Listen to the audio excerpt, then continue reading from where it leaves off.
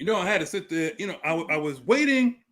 Now I was waiting, and then I was waiting. I said, you know what? I should start the show just a little bit early because I got a lot to say. Okay. Normally I don't. I like to let my three co-hosts cook. My three brothers from another mother cook. That's what I normally like to do. That's what you mean. Three amigos. What? Three amigos with the hard ER. I heard you, Ed. I know what you're talking about, Ed. But listen, I know your way to answer. See, Andrew G, he's the one already gave me $2 already. $2. Andrew G, I appreciate that, man. Not gonna lose. Add $2. I'm not gonna lose. Already. Oh, see, that's why I like. See, I like to start the show just like that. But I just want to know, did y'all hear that Connie Chung was cheating on Maury Povich for the entire relationship? Coach.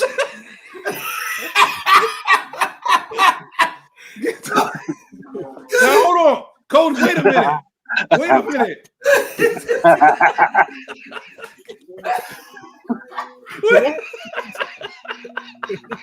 What the hell was that?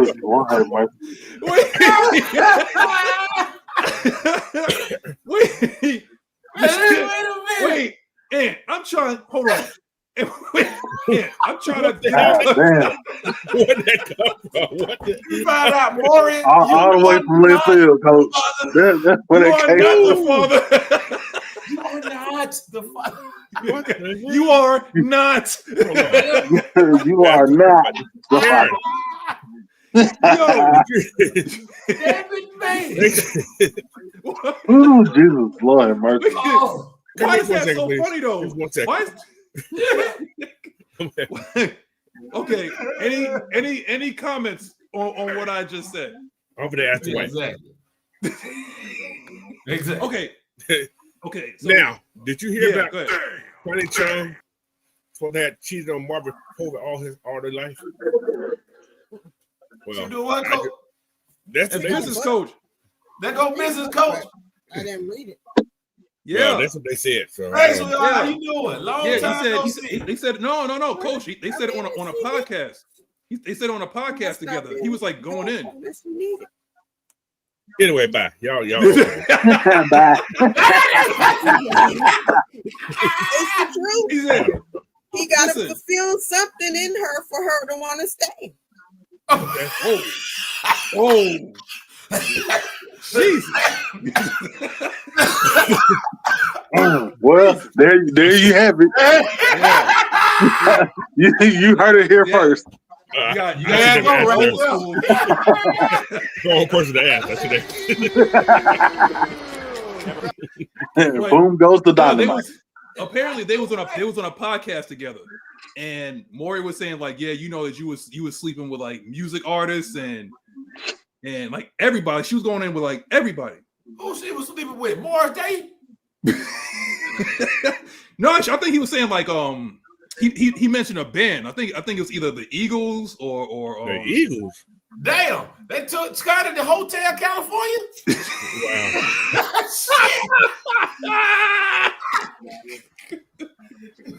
Yeah, yo, I'm sorry. Hotel California from New York. Yeah, from New York. He said wow. It was, like I said, it was on a podcast, and he said like their whole entire time, their relationship when they was together. So that includes when she was on local New York news. So I wonder, 99% of the time, that child is not yours anymore. Not the father. Oh no, you got to do the remix like when it's like not. Don't see though. Yo, I told you. Yo. Damn, Dico. Hey, my boy said Montel got in there too. Montel Williams was cracking Maury's main squeeze. Wow. Yo. Okay. Hey, wasn't Montel going with Kamala Harris at one point? What? Yeah, wasn't Montel dating Kamala Harris? Yeah, like back in the 90s. You serious? I think Coach so. said, yeah. Coach, look at it. Wait. So okay.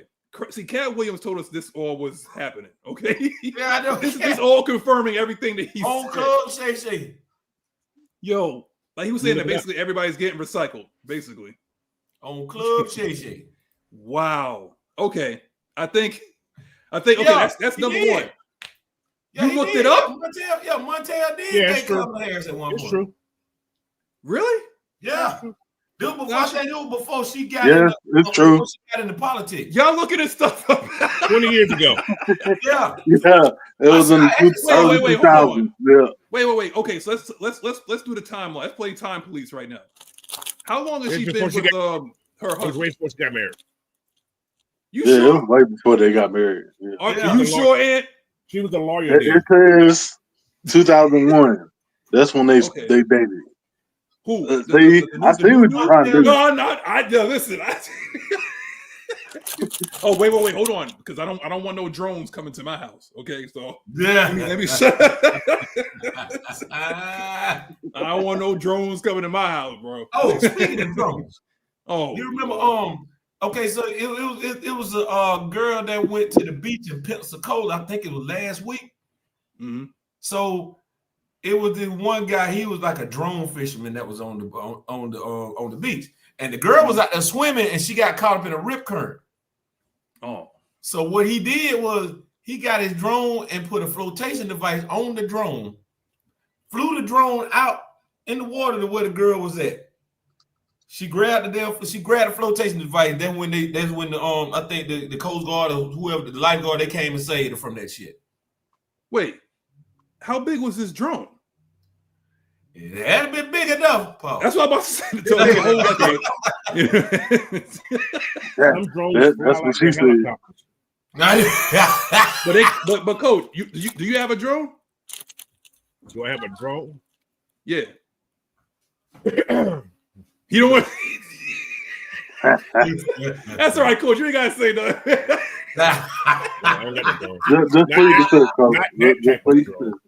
Oh, not that type of drone. Okay, I don't want to get Coach in any kind of trouble. You know, with Fort Knox or Just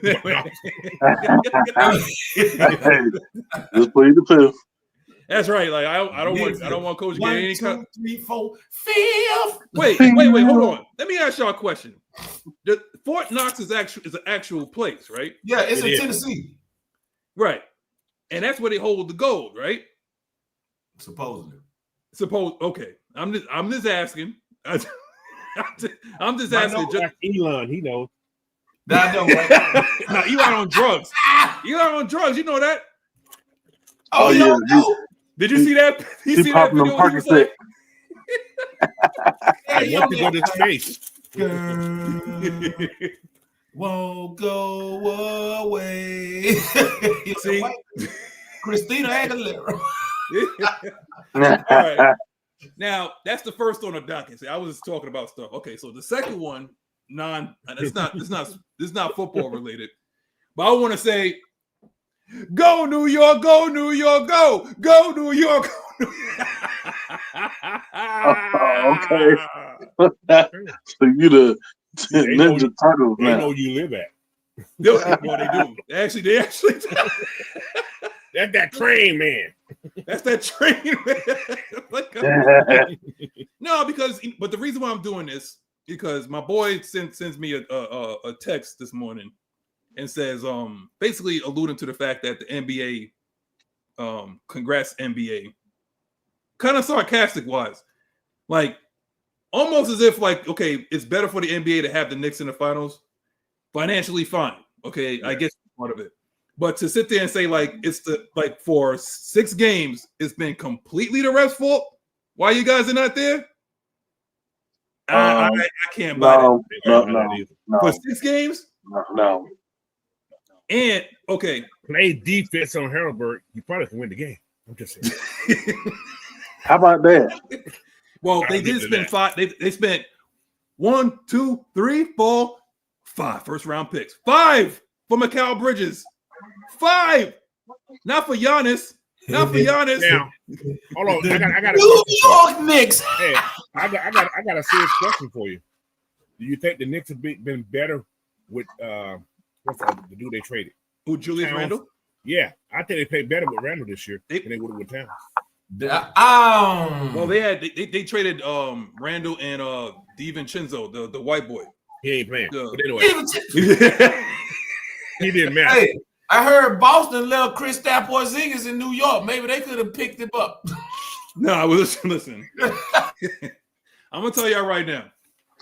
Mikal Bridges had a horrible series. Okay, number 2, Karl Anthony Towns is the most zesty power forward / center I have ever seen. Damn. And I seen Bison Dele. You remember Bison Dele? Do you remember him? That's the center from the Bulls. I don't remember who he is. Just like he ain't gonna remember who Towns is. Yeah. So did y'all know that his name is Karl Anthony? Yep. His middle name is not Anthony. It's Karl Anthony. Yeah, one name. So what's the name of the singer? You got Mark Anthony and you got Karl Anthony. What about Cole Anthony? Who the hell is Cole Anthony? I call that. Don't he That's his real last name, though. I'm talking about Cole Anthony do play for the Knicks. But that's his last name. Cole Anthony does not play for no New York Knicks. Who the hell he play for? Now you sound like Charles Barkley. Man, that's just terrible. Hey, Charles Barkley ain't that damn street meat. He don't lost his memory. Coach, I told you. And then the very next night they was talking about street meat. I told you. The Magic, yeah, that's right. Yeah, he played for the dad. I forgot he played for. He played for the Orlando Magic. He beat out. Oh, you talking about him? Yeah. Okay, I got y'all. Carmelo Anthony. No, don't do that. I'm gonna tell y'all, for those two teams that just made it, they need to thank Jason for going down. Yeah. Just you thought Boston would Boston would have won again. If he was healthy? Yeah, they would have won again. Okay. They would have won again. Hey, shout out to all the Knicks fans out there, man. Shout out to y'all, man. I just got one thing for y'all. 4 letters, 1 word. G. You know what? No, 2 letters. 2 letters, 1 sound. That's it. You're gone. I don't do that. Don't do that. No, but okay. So let me ask one more thing before we get into everything we're going to talk about, because it's mostly what Coach was talking about. Coach and the crew was talking about yesterday. But you see how the NBA is now, right? Mm-hmm. Now moving into next year, because what I've noticed is people are more disappointed in the Hawks, but people get up in arms about football, Georgia football, Atlanta Falcons football, the Atlanta Braves, things like that. That clearly they have success. Mm-hmm. Now, my question is, because as you can see, if Detroit can turn around and get 50 wins within one season, I think Atlanta has the talent to do it as well. They do. Now, what's missing that they've been going kind of like backwards in the past like 2 years? Like, how would y'all fix this like going into next year? Front office. A center. Front office. Center. You need a center? Yeah, that too. Yeah, you got to have a dominant center, man. They've been needing a dominant center for years. I don't think he had to be done. He just got to be rebound and score underneath the basket. Yeah. Get you a center. So do y'all need like a Mitchell Robinson? What would be like your type of center? Like a stretch, or would y'all have like a Mitchell Robinson? We already got a stretch. Yeah. Who's a stretch? Zachary Reese. No, not him. Big O? Double O, he can shoot. Oh, yeah, go Congo, yeah. So who's we need a powerful center. To who our starting 5 right now? We need what CC was supposed to be. We need somebody that can rebound like CC. Yeah, what Capella was supposed to be. Yes. Yeah. Okay. Our starting 5 without injuries. I think our starting 5 is Trey, Mm-hmm. Zachary Richichet. Mm-hmm. Dyson. Big O. Dyson. Dyson. Dyson James and Jalen Johnson. Okay. Yeah. Now, do y'all need a starting center or y'all need a starting center? Yep. Okay. Can y'all get away with like a undersized center that has a lot of effort? Well, that's what Okongwu is. Pretty much. Well, We already got that. You already got that. Yeah. So then what's missing then? Big like center. You need block some shots. We need a tall center that's not gonna miss bunnies at the fucking rim like Capella does. So Capella old and dirt. Well, Capella, you're about to say Capella's old. They ain't got shit to do with it. They ain't got shit to do with it. Okay, so I know some other old centers that can finish around the rim. I'm gonna say this: we need a center that ain't gonna try to take that to the 3-point line. How's that? Oh Yeah. God! Now, who's that? I wouldn't mind having like Jared Allen. Oh, yeah, like okay. Jared Allen. Oh, yeah. wait. Here's one guy. Here's one guy I think you guys can use. Brooklyn, Claxton. Who? Nicholas Claxton. That dude could run up and down the floor. Stretch Armstrong. He's not a shooter though. He's not a shooter. Well, But his game reminds me of Jared Allen from Cleveland. They play almost exactly the same. I like Jared Allen. Yeah, Jared Allen. Yeah. Nicholas Claxton plays exactly the same way. He does. He plays exactly the same way he's not as good as Jared, but he's athletic. He can get up and down the court with who Trey. was our new GM since they fired on Landry Field? Yeah, Me. He's already there. Me. He's already there. I can't remember who it was. I think he's in the intern thing right now. Anyway, who would have got it brought in? But no, the reason why I'm saying that is because Brooklyn looks like they're trying to come off of What pick do you guys got? 15. I think we got 2 first round picks.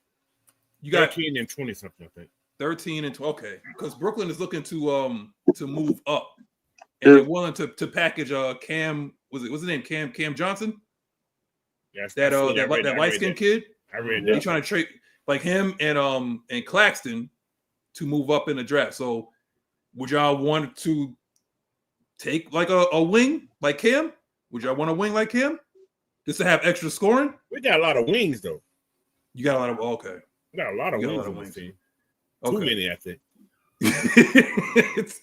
So would you okay? Head coach.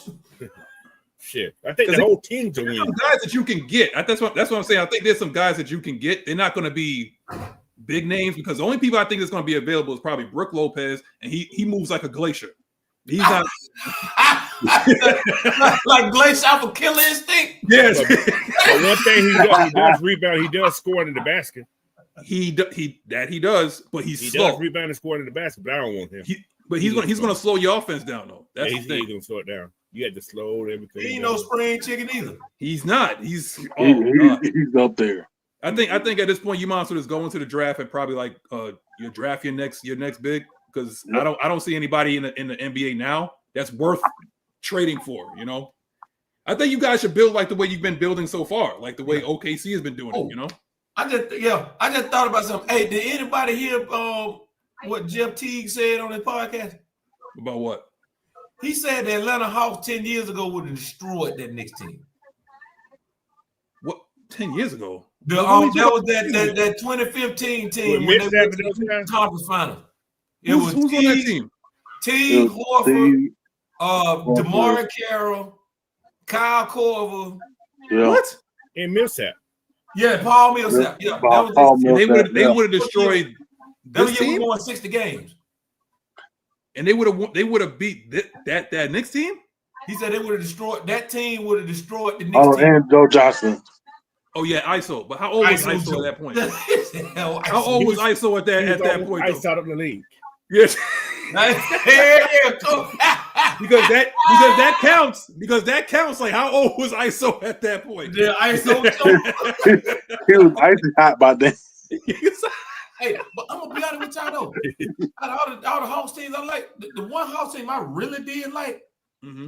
You remember when they were the 8th seed in the Eastern Conference that year when they faced off against the Big Three in Boston and took them 7 games? I remember that.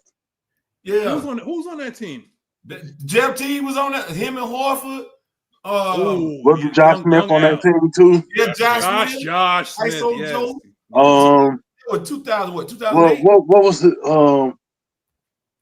Yeah, I had Kyle too, right? Yeah, Corver too, right? Oh no, Kyle Corver was in Chicago then. Oh man. No, we had Mike Bibby. Yeah, Mike. Wait. Which Bibby though? We had Not Bibby the did Bucks. goddamn. We ain't have Muscle Man beat. That's all. Yeah. Matter of fact, I think we had Speedy Claxton got hurt that whole year. Speedy Claxton. He got hurt. I'm looking at the roster. Yeah, Mike Bibby, Josh Childress, Speedy Claxton, Al Horford, ISO Joe. That's who Ann's Afro remind me of. Josh Childress. AC Law. That's who I was thinking of. Josh Childress. Fuck you. Okay. Damn it, man. Anybody with an Afro? Jared Allen, Josh Childress.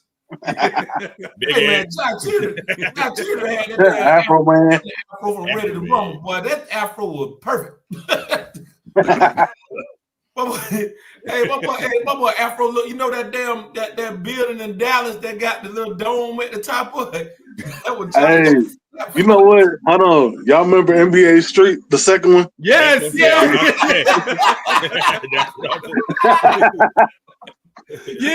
What was his name?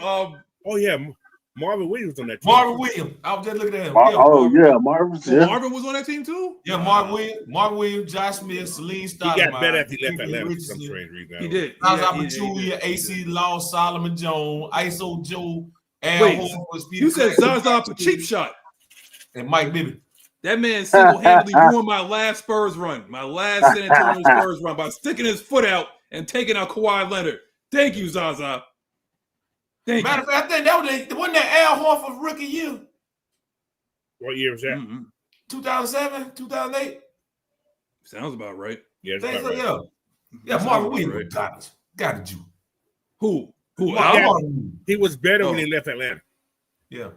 He did. He got better when he left, but he wasn't good there. He got better. Marvin? Yeah, Marvin got better. Oh, yeah. Fun fact. He was better at North Carolina and when he left Atlanta. Yeah.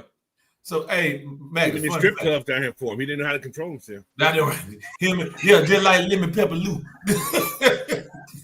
Lou could play though. It didn't matter where Lou went. Lou can play anywhere he played. Yeah, Lou play anywhere. Anyway. I like Lou, but that damn what's the other one? Jamal Crawford. Jamal Crawford.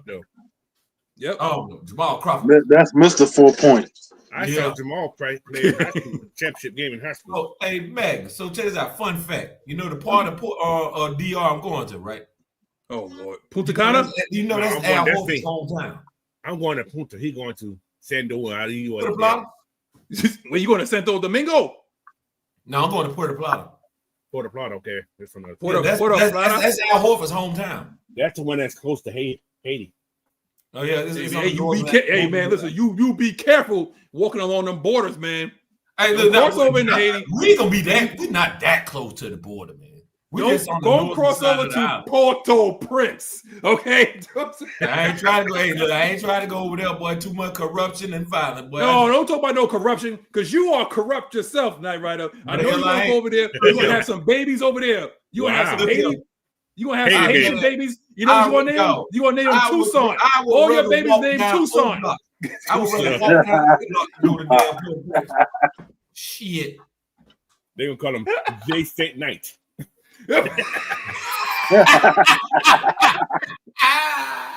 Oh God, Jean-Claude Nyght Ryder. There you go.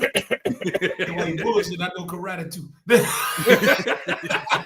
I know. All right, let me get to the elite. We're already like 25 minutes in. I'm gonna continue.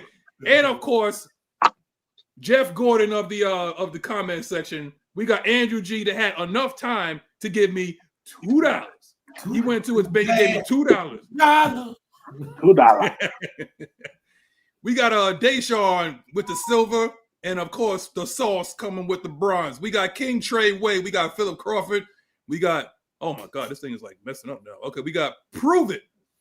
We got Keyshawn Vlad. We got Bout Whatever. What up, gang? We got that's just Larry. We got Larry. Michael.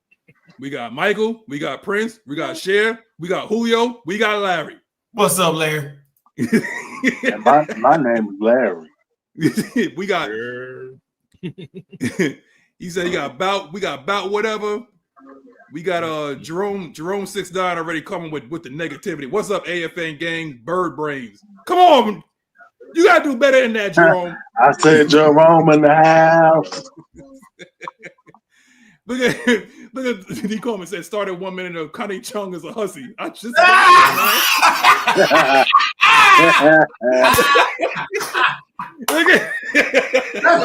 listen, D. Coleman, you know how we start on this show. You know exactly. Welcome to CBS News, where I like everybody.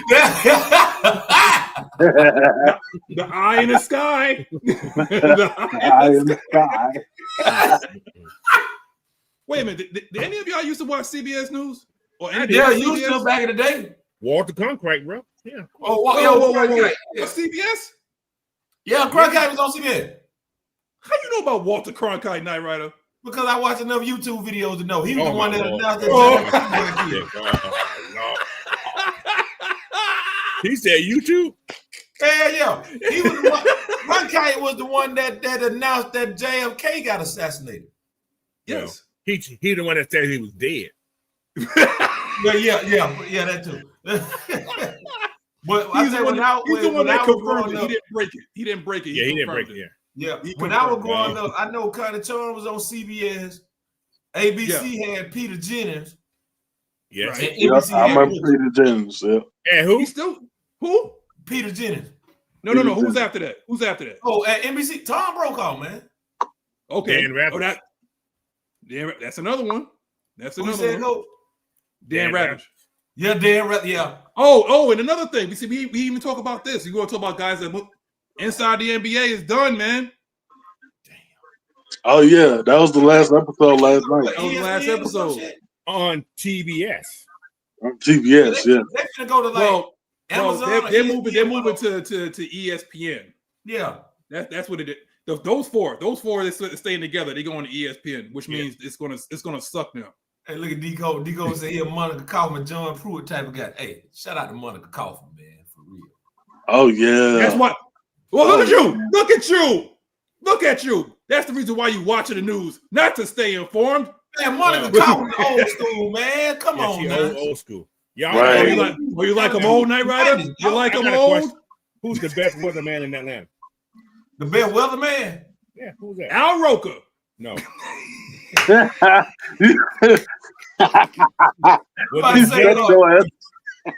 Y'all remember Johnny Kaufman? Johnny who? Johnny Cochran. What's Johnny's name? Johnny Cochran. No, his name was Johnny something. They just have a song about this man. I know this ignorant food do not just say no Johnny Cochran. Wait, hold on. Did y'all know that did y'all know Al Roker shit himself in the White House? Damn. Well, can you really blame him? It is become a shit show. Wait, hold on. Wait, no, for real. I forgot about this because we're talking about news anchor. Okay, yeah, he's in an interview. It's the same thing what happened with the Connie Chung thing. With Trump? No. This is when this is with Biden. With Biden. Okay, so he's in the White House, and this is after he had his gastric bypass surgery. And he said this on I think it was 2020. I didn't see the interview, but it was like you know like when we watch a football, it says like what's going on 2020 like afterwards. Yeah. He said I pooped myself in the White House. Damn, he thought he had a Ford.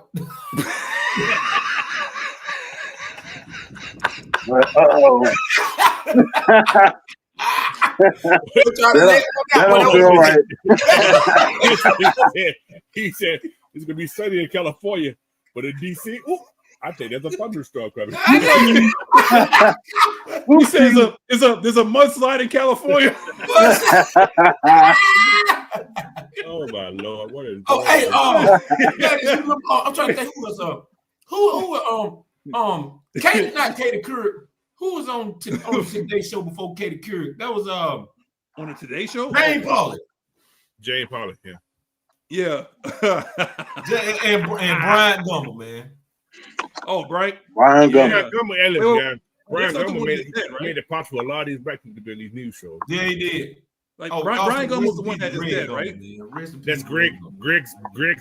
Greg is the one that died. Okay, we Yeah, gotta get Greg the right. We the one gotta that get died. the He was right the fourth brother. guy. That's what I'm saying. We gotta get the right Greg brother. died.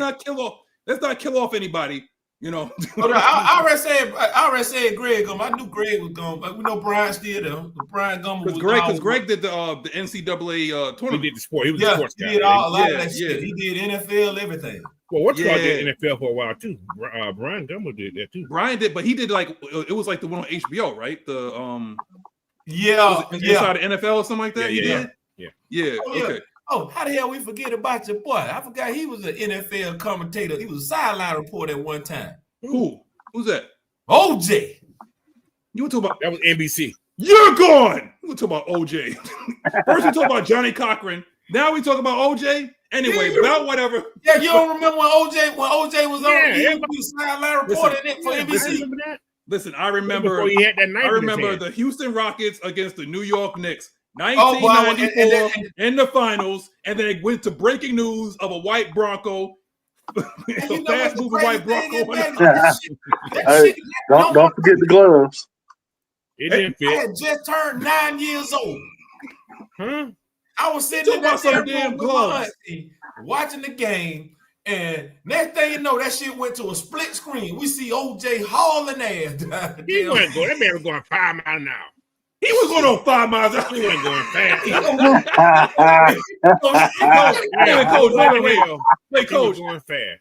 Hold on, Coach. Wait. Do you know how fast you gotta be going in a white Bronco? A wasn't 94 going fast. Bronco. He wasn't going fast though. He might be going 30, Coach. Maybe 25. Coach, he wasn't going through a school zone. He was on the highway. Why you think so many people was putting on the stand? Hey, go OJ and shit. Yeah, OJ. Well, Hey, man. anyway, Hey, I got a feeling. Here he comes right here. He coming down our street. There you go, right there, Hey, man. Maggie, I don't know if you remember this. Okay, you remember that WrestleMania 12 match with Goldust and Ryder Piper, right? Nope. he switched to wrestling now. Tell me if you remember. It was a part of the match. That shit looked just like the damn OJ chase. Because Goldust was in the gold ass Cadillac, and he was going down the damn interstate, and Ryder Piper was chasing behind him. I can't When I saw that shit, I can't- minute. It's I can't OJ even- all over again. Coach, I can't even boot him off for that, man. Let me just get See, Hey, this I this, saw that this shit, why I like, know wait a it minute. was He that was chasing all him what's down it the was all road to the drama arena. because he had a police escort taking him to his mama's house. I know. Wait. Let me finish that. Let me finish this. So I'm losing track. We got Bob would have said it's too damn early for this shit, y'all. Y'all, I ain't even smoked my second backwood yet. Oh God, we got you got Blackberry talk about he's saying it. Oh, Blackberry Hill, my boy. 4 letters, 1 word. Yeah. I can't believe you put that on there, man. No, what made me put it on there when I seen that girl do that shit at her graduation? I thought that shit was dope. Yeah, you sent that to me. You almost got blocked. You know what? You're gone. No, the hell I ain't. Don't do that. Be happy for her. She done walked across that damn stage and got that damn degree. And right into debt. Just like everybody else. She ain't graduated college. She just got a America. degree. She just finished high school. She ain't did shit yet. Listen, man. My thing. Anyway, we got James Overton. We got the Miss Sonia Howell. We got D. Coleman, King Quest. We got, I already said about whatever. We got who else we got here? We got Jay Black, Corey Gear. Talk about go New York to Cancun. Yo, man, we got is this somebody new? Nico Minor. Lakers in 5. Oh, no, I got one. Eat a prune, play a tune. New York Knicks going to Cancun. Okay, Team 5. Because you know what? Pieces in 5. I got the scoop. Play Regulators on the loop. Al Roker got a poop. Thunder in 5. Pieces in 5. Thunder in 5. Chocolate Thunder in 5. Chocolate thunder. All right, man. Okay, let me finish. We got Michael Walker. Oh God. Oh my God. The longest yard with old boy Stone when he closed last Stone Cold. I think he just shit himself. we got Keith Shaw, Vlad. Wow. I just try to finish this. You got Shante Roshi. Look at you go say, man, this got his karate shirt on. That BS Nas was talking about.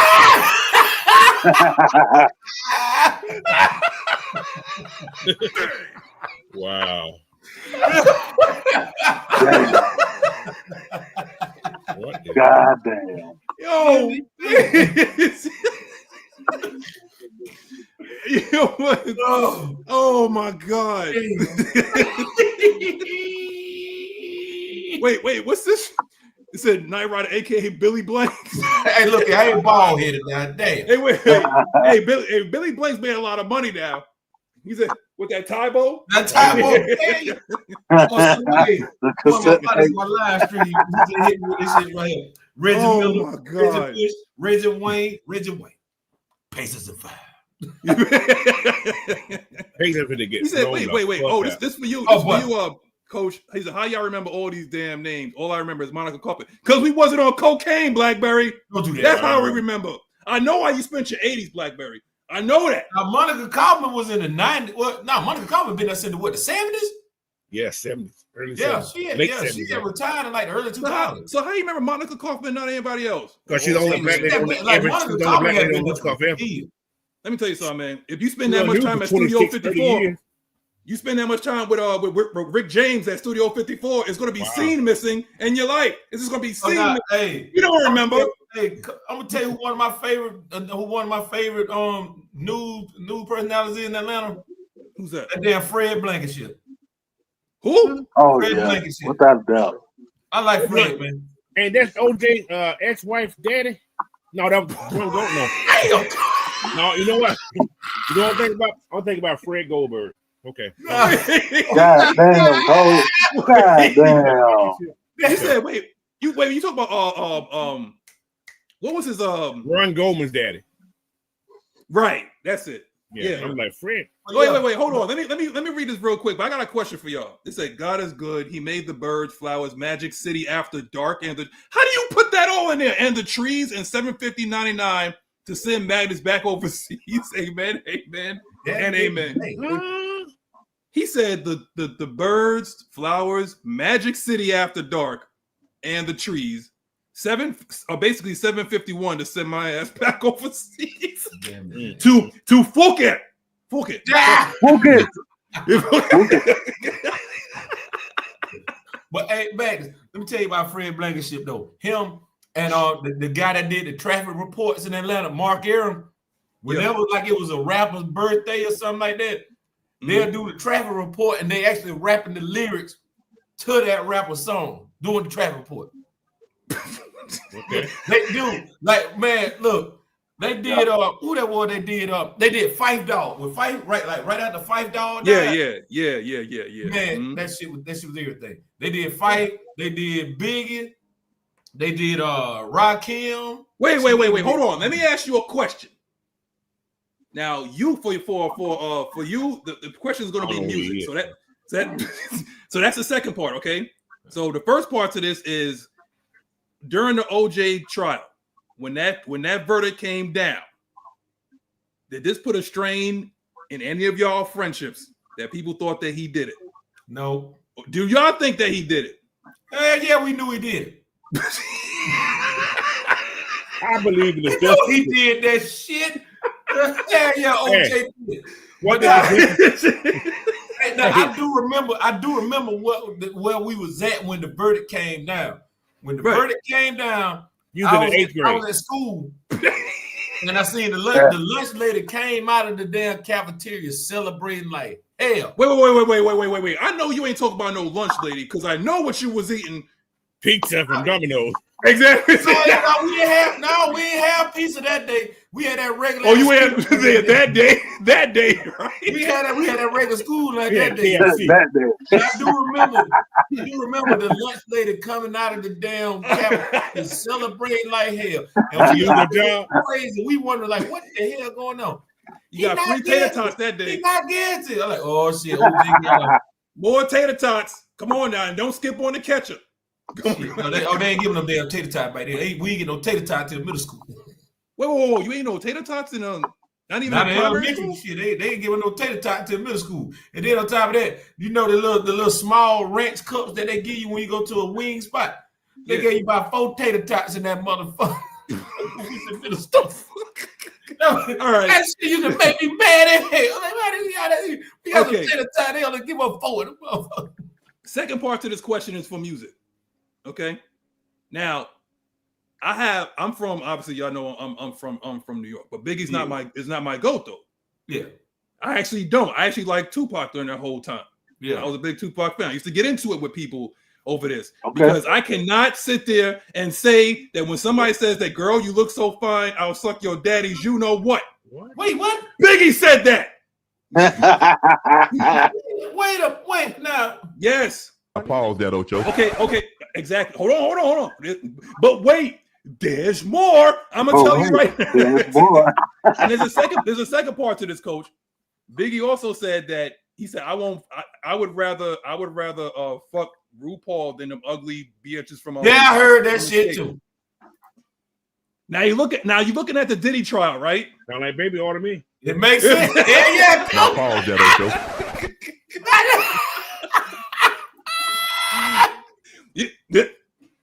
Hey, coach, a whole bottle too. A whole bottle. No, The he whole probably bottle? about 3 or 4 on RuPaul. for his he said for RuPaul. That's a big motherfucker. Football. That's a big motherfucker. You better work. Oh no. Oh no. Okay, all right, Shay. hold on. Wait. Hold on. We got this guy got one of the hardest. He got one of the hardest names for one of the hardest games. Super Contra 85. Okay. Greatest year of all time, man. Legends were born in 85, man. 85? Coach, what year Yeah. you was born, Coach? Huh? Coach, Me? what year? Yeah, what year? 6'7". 67. Okay, so we got 67. Do you have a 67 Chevy? I do not. Would you want one? I'd rather have a 68. Wait, 68. Isn't that you do me and I owe you one? Yeah. No, I didn't like cars from the 60s. I don't like cars. I like cars from the 70s. So more than I like Code cars from the 67. Confidence. Okay, gotcha. I know Code 67. I know Ant 86. Ant's 86? Yeah, Ant born in 86. When Ant was born, the Mets won the World Series. 60s. Oh, Yeah. Hold on. Let me tell y'all something. Y'all, let's go back just a second. Y'all know what happened when OJ was acquitted that same year? in 90, was it? When did he get acquitted? What year? No, 95? 95. October 95. What happened that year?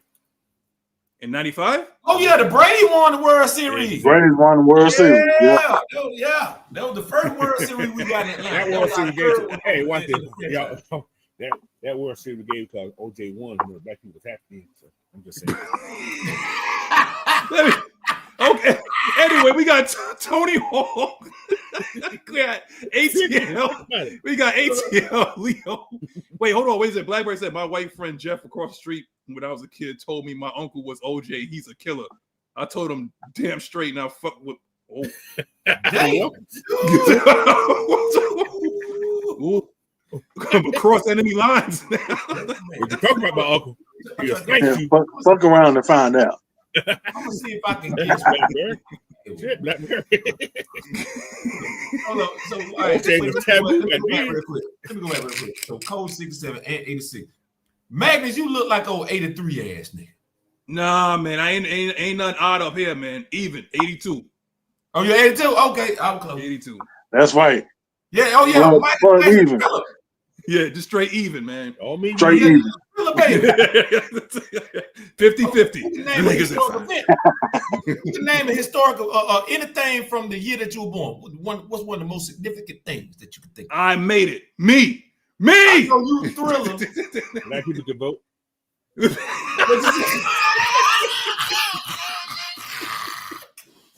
He said, Coach said black people can vote. Yeah, the Civil Rights Act. Hey. King died the next year. Oh. Yeah, he did so big. Yeah. Exactly. Look how you just said, damn, Coach. Hey, what you got? What you got, Ed, besides the Mets winning the World Series? Like, what are we doing here? I don't You know what? I'm trying to see what's going on. I'll fall asleep and self-study. He said sleeping. The one thing that always sticks with me, I tell people this shit to this day. Yeah, I was born in 85. I'm a Wrestlemania baby, man. When I was born, we had the first Wrestlemania. Damn it. Yeah. Oh, wait a minute. Hold on. In 1982, key historical events, the Falklands War, the start of the Lebanon War, and the beginning of the war on drugs. Lakers in 5. So it's Maggie's fault. I know it. Yeah. Also, Thurgood Marshall was sworn in as the first Black African American Supreme Court. What, in 67? Hey, man. Hey, listen. That's pretty sweet, man. Mm-hmm. Oh, and the U.S. was in a recession. Shit. When we get out of it, when we get out of it. Oh, and one more thing. There was a Tylenol recall in 1982. Yeah, that was in Chicago. My uncle told me about that shit. It was a lot of stuff happening. Yeah, they had laced the Tylenol with cyanide or some shit. There's a show about that on Netflix. Oh, okay. Yeah, I got one. Laced all the Tylenol with cyanide and shit. Oh, I had some good stuff in my year. I ain't know all this. In 86, this was the first year that Martin Luther King Day was the holiday. Oh, yeah.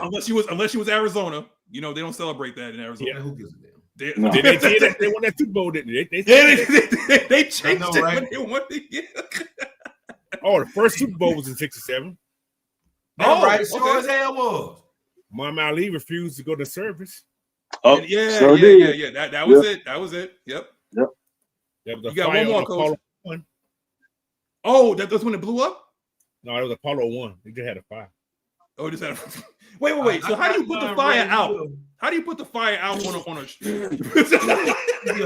Hey, I'm trying to find something positive that happened in 85 besides WrestleMania, because all I know I see is about 85. Ain't nothing happened, man. That was the Reagan era. Shit. That was the Reagan era, man. Ain't nobody nothing happened. Yeah. The Oprah Winfrey show. Oh, Live Aid. Y'all young. Oh my Live Aid was 85. You said the Oprah Winfrey show. Yeah, she debuted in 86. Oh. And she was dating the Nintendo was released in North America. Is she still dating Stedman in 86? No, she went with Stedman in like 90s. Oh, okay. That's when she started getting big. Hey, Maggie, here we go. Yo. Nintendo Entertainment System is released in North America. Boy, y'all talking about stuff. October 18, 1985. What did you do? Magnus cashing on a crack epidemic like it was Bitcoin? Did you got?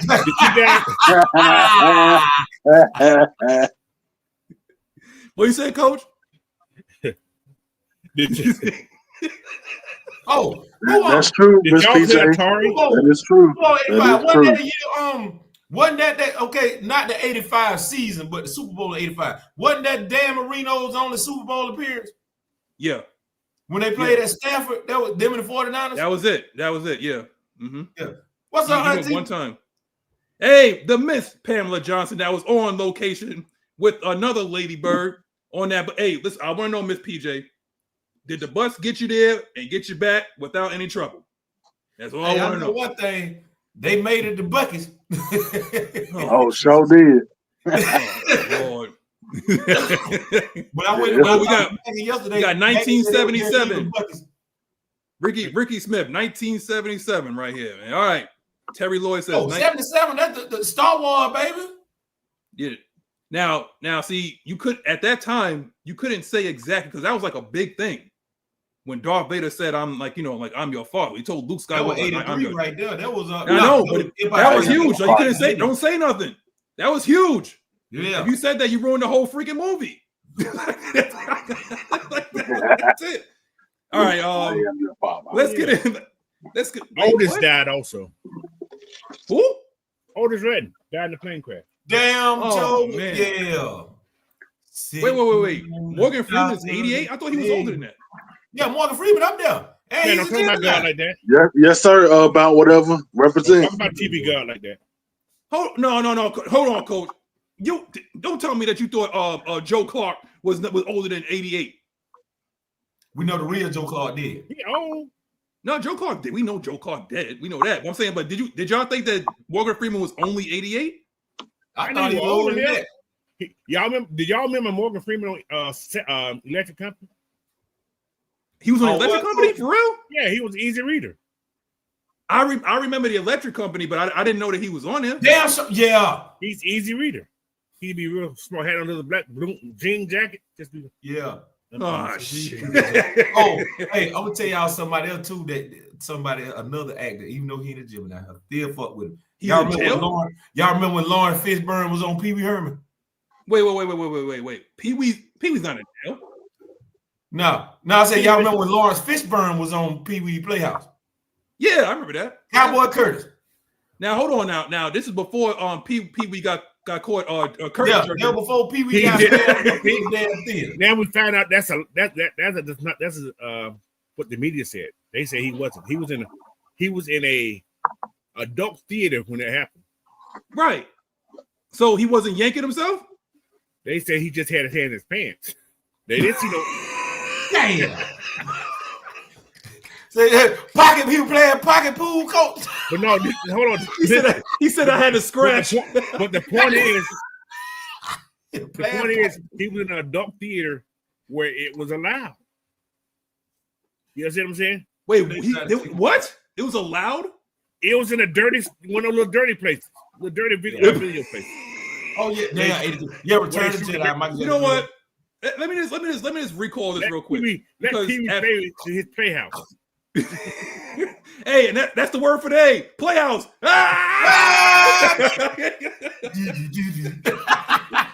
All right. So let me get this straight. We was going to talk about sports here, but you're learning historical things on a Regulators podcast. You can't get that anywhere else, man. Exactly. You're learning historical stuff on the Regulators podcast. Consider yourself, you're starting your week off right. Playhouse 1299.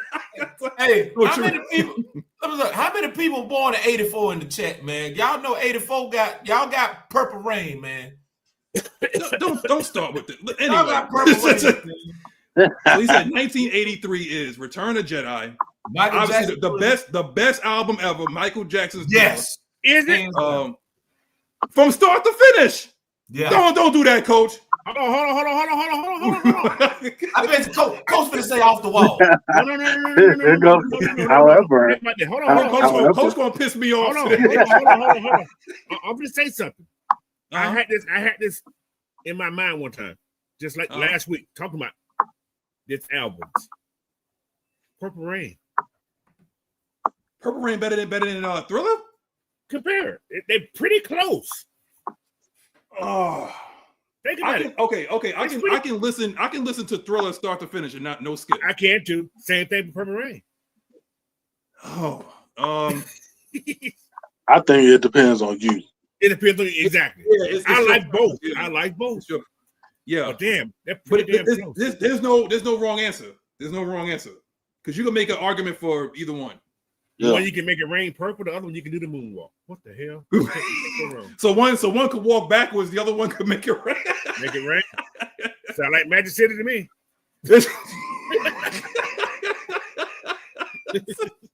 Now, if Maggie was watching, obviously she would lean towards because she's a huge Purple Rain. Prince She's a fan. Purple Rain. Yeah, she's a huge Prince fan. Yeah. Oh, But they both good. Oh, here we go.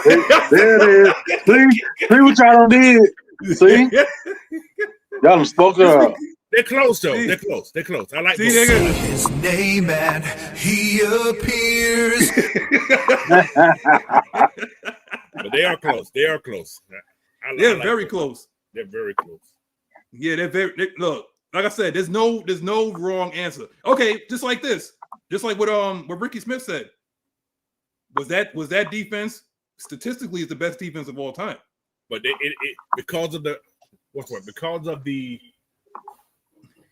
recording of the NFL. Yeah, they don't get their what's called because they didn't start. They don't get the recognition. But it's there though. It's there. It's there. It's there.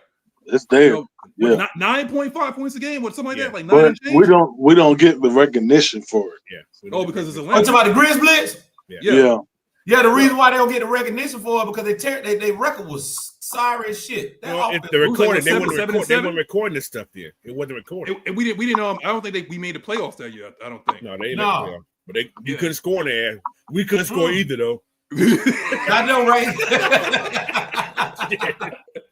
Wait, hold on. We talk about so Maggie. Maggie, hold on. Maggie said, so y'all talking about me, and then Miss PJ said my water broke when Purple Rain came on HBO. My oldest daughter Danielle was born in 1986 of June. You know, mamas always have stories like this. You know, like where was I when? Now, of course, now she already knows that Purple Rain that is her favorite song because that's attached to her daughter. Hey, you know, now I got one now. When my mama had my sister back in '89, we called my sister Pepperoni because when my mama water broke, she was eating the pepperoni pizza. You know what? No more water break stories. You're gone. Shut up. I don't want to think about this. Come on, man. That's why we call my sister Pepperoni. Man, if we have pizza day. I can't. I wouldn't be able to eat pizza to this day. Don't do that. Just let the water don't break. Wait, you know be what? Like Al Sharp. Be like Al. He his ass broke instead of water. Wait. So let me ask y'all something about Al Sharpton. The LA Rats. Let me ask y'all something about Al Sharpton now. Now, that man is half the size of half the size. He's so little. Do y'all think that he looks like a blow pop? He not no more. He look like a little thumb drive or something. I don't know. He's so little. God damn, coach, man. Have you seen him, man? Well, I'm sure you probably seen him. He's in New York. You probably seen him. He's a little bitty man. Wait a minute. He is a little. He's a little guy. Yeah, he is. He's not tall. Where's he going? Plus he ain't got no weight. Oh God! The Magnus came out already 5 foot.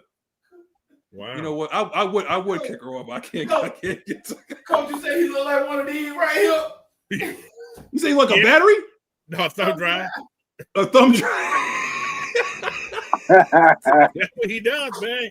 He just oh man. Listen, when you think of Al Sharpton, right? Especially back in the old days, he was a little heavy set little guy. He was a fat guy. Yeah. Right. Now he's like, shit, a thumb drive. He's thin. He's little. His whole body is thin and his head.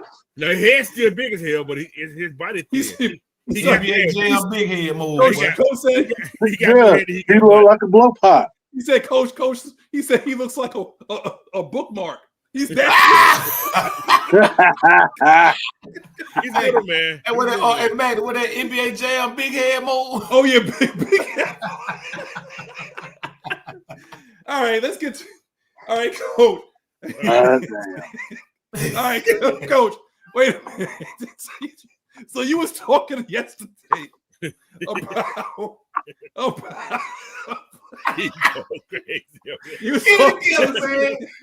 can do it. You can do it. You can do it. Wait, hold on. He said Al Sharpton look like the little orange people from the Proud Family. Oh, yo, Oh my Lord. All right. So wait. So it's yesterday, Al Sharpton time. I listen to this talk show. I do listen to talk show. So you talk about yesterday the culture of okay. This is what I really want to talk about. Yeah, exactly, Scotty. Well, here we go again. I know. All right.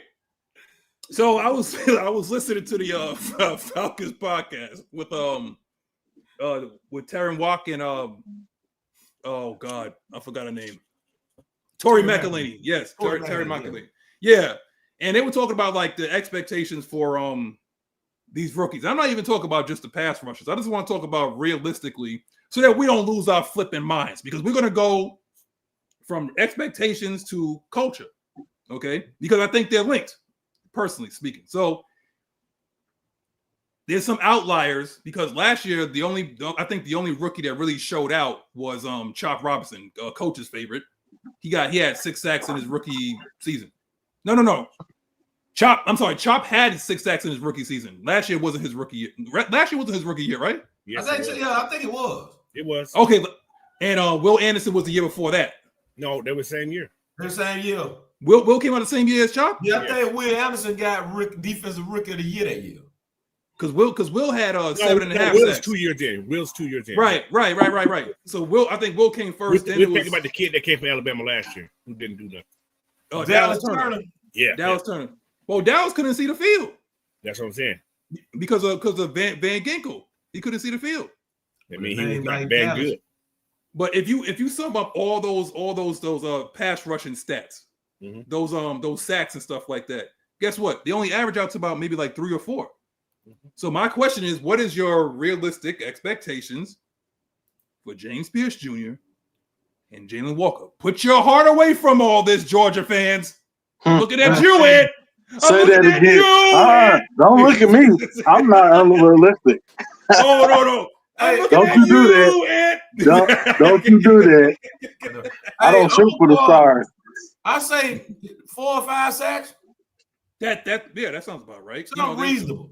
You don't want to just put too much. You don't want them to just all of a sudden think they're gonna just come out and beat TJ Watt, because that shit ain't gonna happen.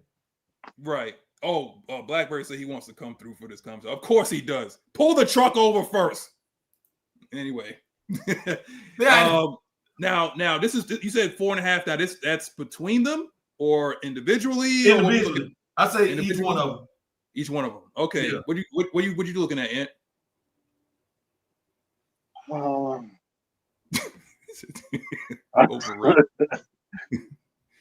say no more than 6.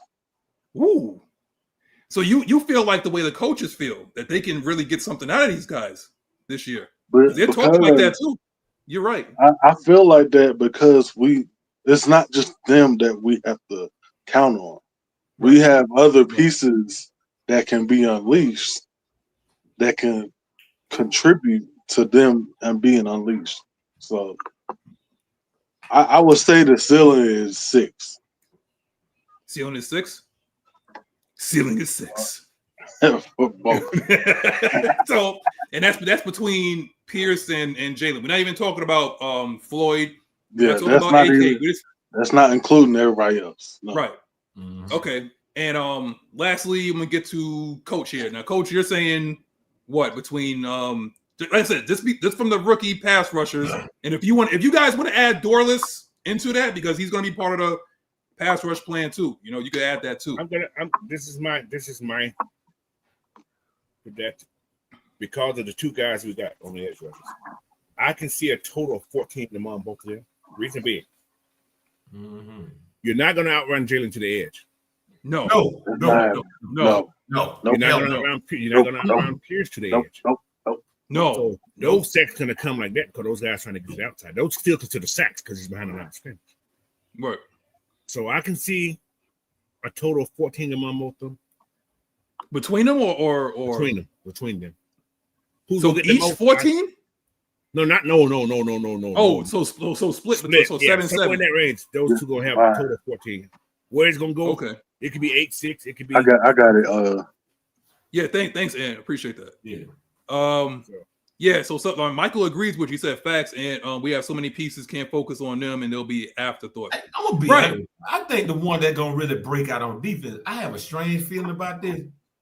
Who's that? I think that damn Xavier Watts gonna come in and show. Listen, we're gonna talk about him. I was just talking about this what everybody wants to talk about, which is the pass rush. But you already know, and D. Coleman knows this. Jerome 69 knows this. I'm a safety snob. So you know the fact that I wasn't tripping when we got Xavier Watson, then double dip for Billy Bowman. Y'all forgot, man. I forgot some tall ass was a damn safety. Yeah, because you got to be the tallest safety I ever known, man. I was too slow footed as a wide receiver. Man, I tried wide receiver and I shifted to defense. I had to learn how to backpedal. Play wide receiver. If I ever play wide receiver and go across the middle and I see this big motherfucker coming toward me, built like the Empire State Building, I'm checking out the game.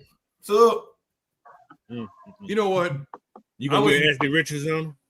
Hey, listen, I just love whenever they try to do fade routes, I love that shit to death, man. Go ahead and try. Your receiver's not going to out-jump me. I can hear it right now. He got Nelly playing in his head. Here comes the boom. Gonna lay your ass down. So now collectively, do y'all see all the rookies starting this year? Not all of them. I know the offensive linemen. They all gonna get playing time. Well, they ain't got no choice. Brian got no choice. Only one that gonna get suspended a lot of playing time is gonna be the offensive lineman. He's not gonna get a lot of playing time. He's gonna show a lot of outside of he'll probably rotate here and there, but they're gonna get sufficient playing time. I think Jack Nelson is gonna get playing time because for some reason Caleb always kind of gets nicked a lot. They won't bring him in. They'll use Storm? Yeah, they use. What if Jack was to beat out Storm? Then they're gonna have to beat Jack. I mean, damn. It has to be what the heck? Wait. He said I could see Magnus being a safety, getting a pick six, saying, "Yeah, boy, word to mother." So we don't talk like that, man. Magnus gonna be the only safety out there playing damn football with some Timberland cleats. You know what? You're going. Shaboing boing. What's shaboing boing? I hate y'all, man. I don't know, Coach. I don't know, Coach. I try week in and week out. I try, and it's always these two, week in and week out. And what man is gonna be out there looking like a damn character out with Def Jam fight for New York? You know what? Look at that. You got the chat going. You know what?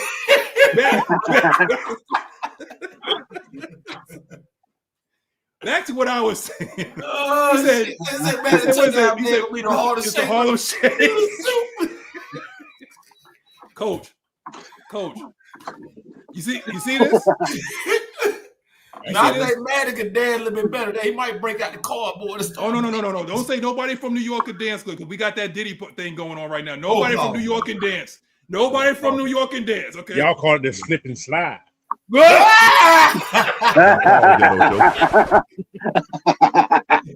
It's electric. Boogie, woogie, woogie. They call it Johnson. It's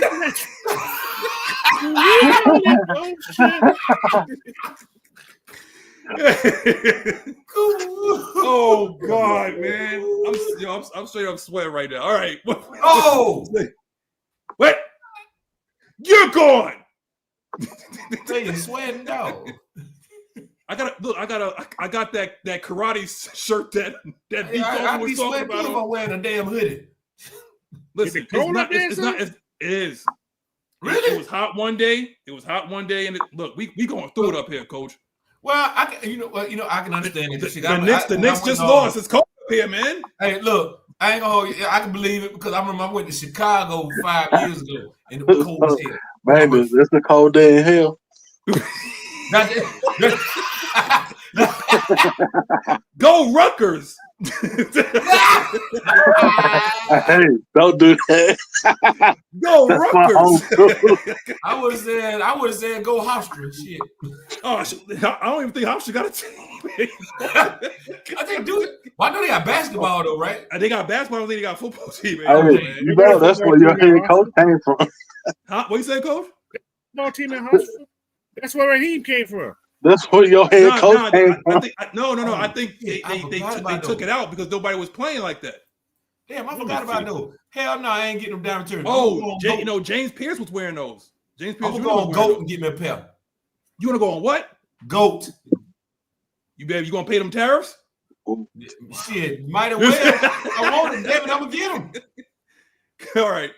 So, Coach, do you see who do you see is like that could start? And honestly, I'll say that I don't think Jalen could be denied. I think Jalen is starting. Undeniable.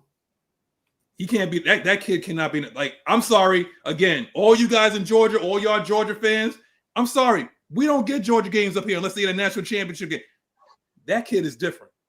Every kid that you see that plays a game with is different. Y'all didn't get him I had on no CBS? idea. Huh? Y'all didn't get him on CBS? No. You know what we get on CBS? Like local stuff. We'll get like Duke games and stuff like that, but nothing Georgia. There you go. There go my boy. Hold up, wait a minute. Don't you say a damn thing. My boy here. 4 letters, 1 word. You're going. Who's laughing in the background? Wait. Now Blackberry gonna come in here. He got his kids with him. What is going on? It sounds like Mr. Belding, man. He sounded just like Mr. Belding. Of course, he knows the Saved by the Bell. On here. Is that Saved by the Bell? Yeah. He say that shit all the time. Oh, Saved by the Bell. That was my baby in the background. Yes. Yes, Xavier. I know Rutgers is Jersey. I know that. He talking shit about me. That's why. I can say that. Yeah, Blackberry. Wait. Hold on, Blackberry. Where you got your kids with you today? You better be at some Chuck E. Cheese or some bounce house or something like that. We on the way to the Kids Museum in Atlanta. That's a lie. Where you really taking them? To the Kids Museum in Atlanta.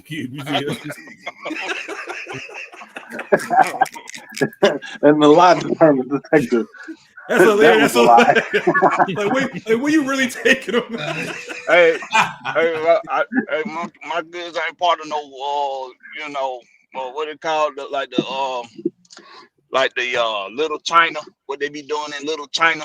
They be having the kids making the runs for them. I don't do that. Little China. What you talking about Nike? What are you talking about, Blackberry? Where you getting at? Nike. No. He said Little China. He said kids and Little China. Because Little China, kids, China, Nike. Come on, man. I ain't gotta lead you to the water, man. Coach, talk to him, man. Go ahead. We got. See, Will missed a lot that we was talking about. Yeah. But go ahead, Blackberry. We talk about like pass rush now. Realistically, we talk about realistic expectations for these rookies. Now you could count like Dorless because for some reason it looked like Raheem Morris wanted to redshirt him last year. So go ahead, Blackberry. The floor is yours. Okay, so is this just what I expect? No, this this is your opinion. It's because it's not wrong. It's your opinion. My opinion on the Ricky. Okay, be specific. Oh my God. Okay. what exactly am I giving my opinion on? Oh Lord, Blackberry. I know the rookies going. Blackberry, you a little distracted right now. Okay, let me. Shit! You gotta throw Braylon Trice in there too. Oh well, yeah. So what would you say? Because again, like it's a lot of hype behind the pass rush this year. Obviously, you know that, Blackberry. So just so that we know that the fans won't be expecting double digit from them individually, because it really hasn't happened since Micah Parsons. What would you see as a successful season for Pierce, Dorless, Trice, or like what would you think? Like 3 or 4 sacks each, or what would you think? I don't even think for me it's not stat driven. For me it's the impact that they have while they're on the field. That's what it is. That stats is what makes up that impact, but it's not. Matthew Judon is a perfect example of somebody that can get you 10 sacks in a season, but when it's time for him to get you one, you won't find him. So it ain't necessarily about the stats. What I expect is for what we've acquired on the defensive side of the ball, along with the coaches that we've acquired on the defensive side. That's right. So I expect for the defense I expect for the defense to be impactful in clutch moments, in times when we need them to get off the field. They get off the field. Now, at the end of the season, when we look at it in a collective with the team, if the team has done well, everybody's done well. If Jalen Walker and JPJ together only can muster up 6 sacks between the two of them, I'm okay with that if the defense is a top 10 defense or a top 12 defense. I'm okay with that because because they've helped with the impact on the team compared to last season. So that's what it's about for me. Oh, baby, is going high wild right now. That's Blackberry's kid, Will. That was one of my children back there. Blackberry, wait. That much can uncontrol Blackberry. Wait. Hold on, Blackberry. How many kids you got, man? 3. You see Nyght Ryder? You see what happens? You can have 3 kids and still be in their lives, man. So when you go down to DR, you make sure you go find your kids. Hey,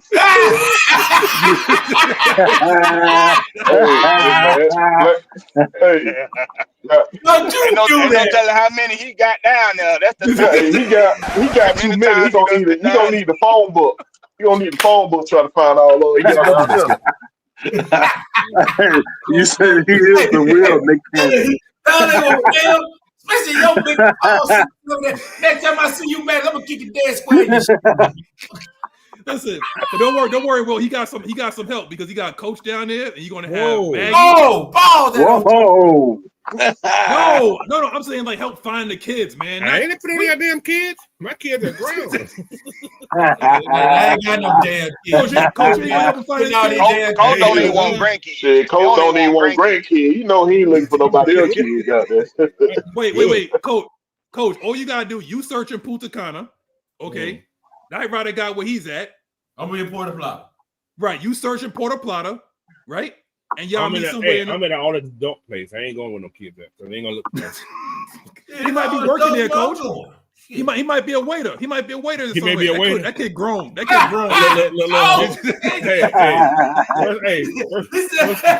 he might be a waiter. Hey, you know if he break out dancing soon, some music come on. You know that Nyght Ryder child right there. Don't do that. Yeah. I'm asking, is Nyght Ryder your dad? Boots on the ground, bro. Come on, the boots on the ground. Hey, listen, you got Nyght Ryder in the US and you got El Caro in the DR. DJ El Caro. All right. My dad is a spinner.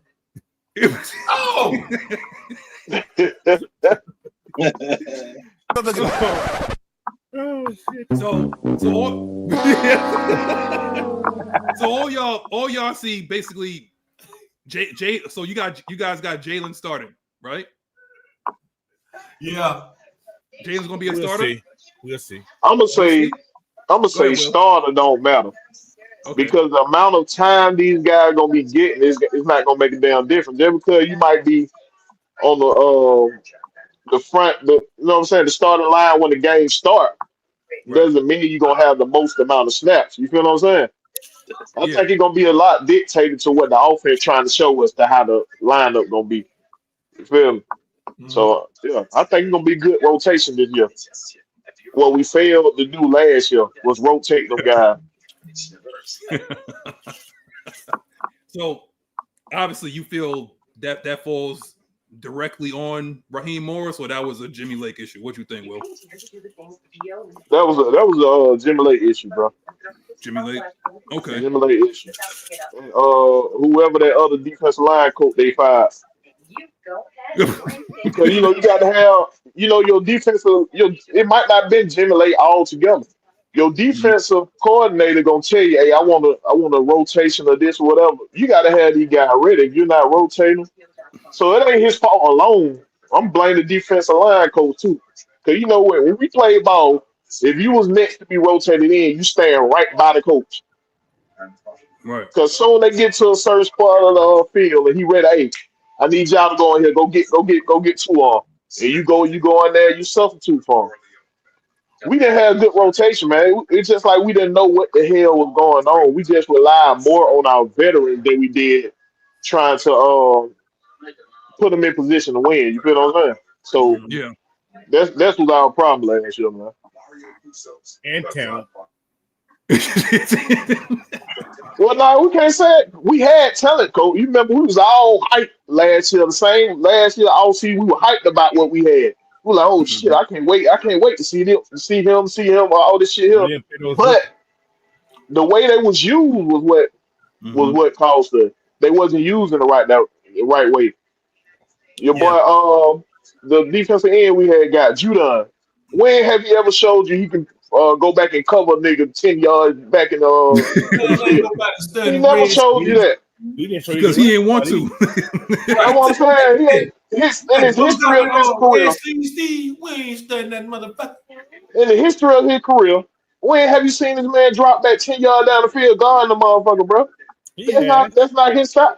Not like we had him last year, coach. You might see him every blue moon. If you say, listen, this is the thing about football. When you're in that situation, you have to do what you got to do. That's your job. I don't give a damn. He's dropped. If he's told to drop again, what's called, he must be able to drop. That's just simple as football. It's because they ain't what he's used to doing, but that's his job. On that assignment, that's his job. So if you can't do it, say, Coach, I can't do it. Well, not dropping that far back, coach. The defensive end usually take the flat or that curl route that come behind the defensive end.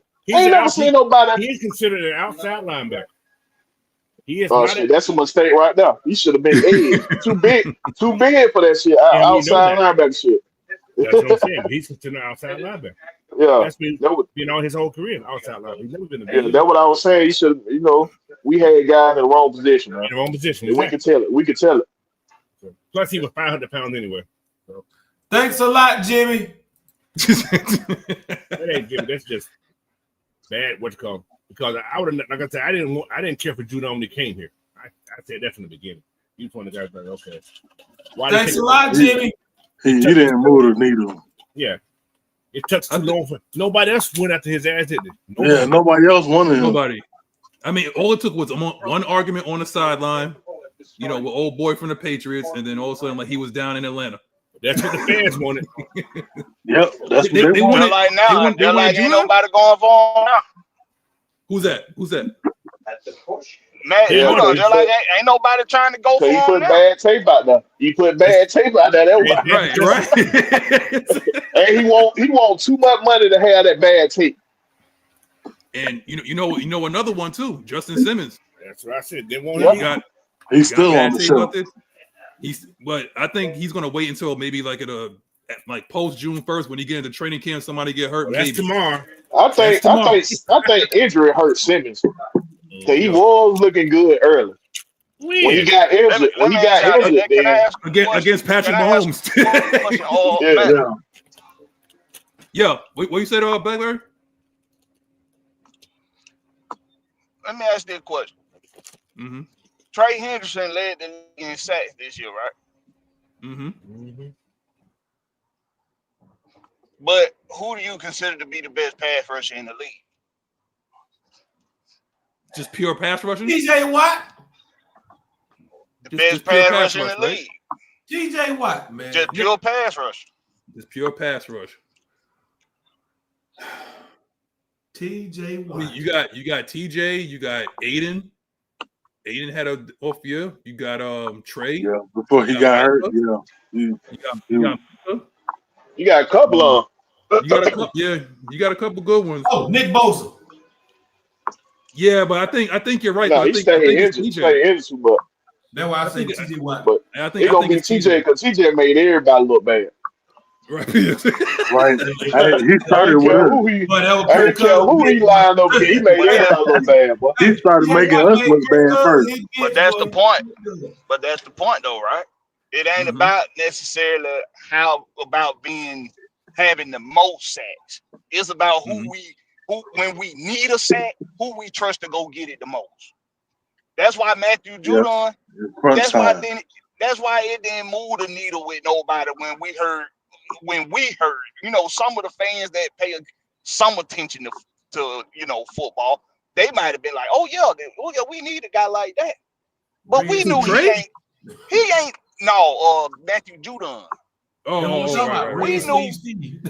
We knew Judon when go get me a sack guy. We knew that. Well, okay, this is where Blackberry, where people got confused at. They thought they was getting a Matthew Judon from Baltimore, not the Patriots, from Baltimore. He wasn't dominant, but he was a guy that came in there and got 7-8 sacks or something like that. I don't know. I might be mistaken. But he was never a situational sack guy where you say, we need the ball back, go get us the ball back. He ain't never been that guy. We know those guys. TJ Watt is one of them guys. Also in San Francisco, well, he was one of them guys. I don't know if he still is, but he used to be. So that's what it's about. That's what Patrick Kearney was for us. Patrick Kearney didn't lead the league in sacks, but Patrick Kearney, when we need you to go disrupt the play, he finna go disrupt the play. With him, but remember, like Patrick had help with Shane Dronette and Travis Hall too. So that whole unit was good. And Brady Smith. And Brady Smith. And Chuck Smith. They had some guys, man. The bomb squad, man. Yeah. Hopefully we can get something close to that. Not exactly like that, but you can get somebody close to. Now the answer to Jonte Rozier, it's not even like a question though. He said TJ stays hurt as much as Bosa. JJ was hurt.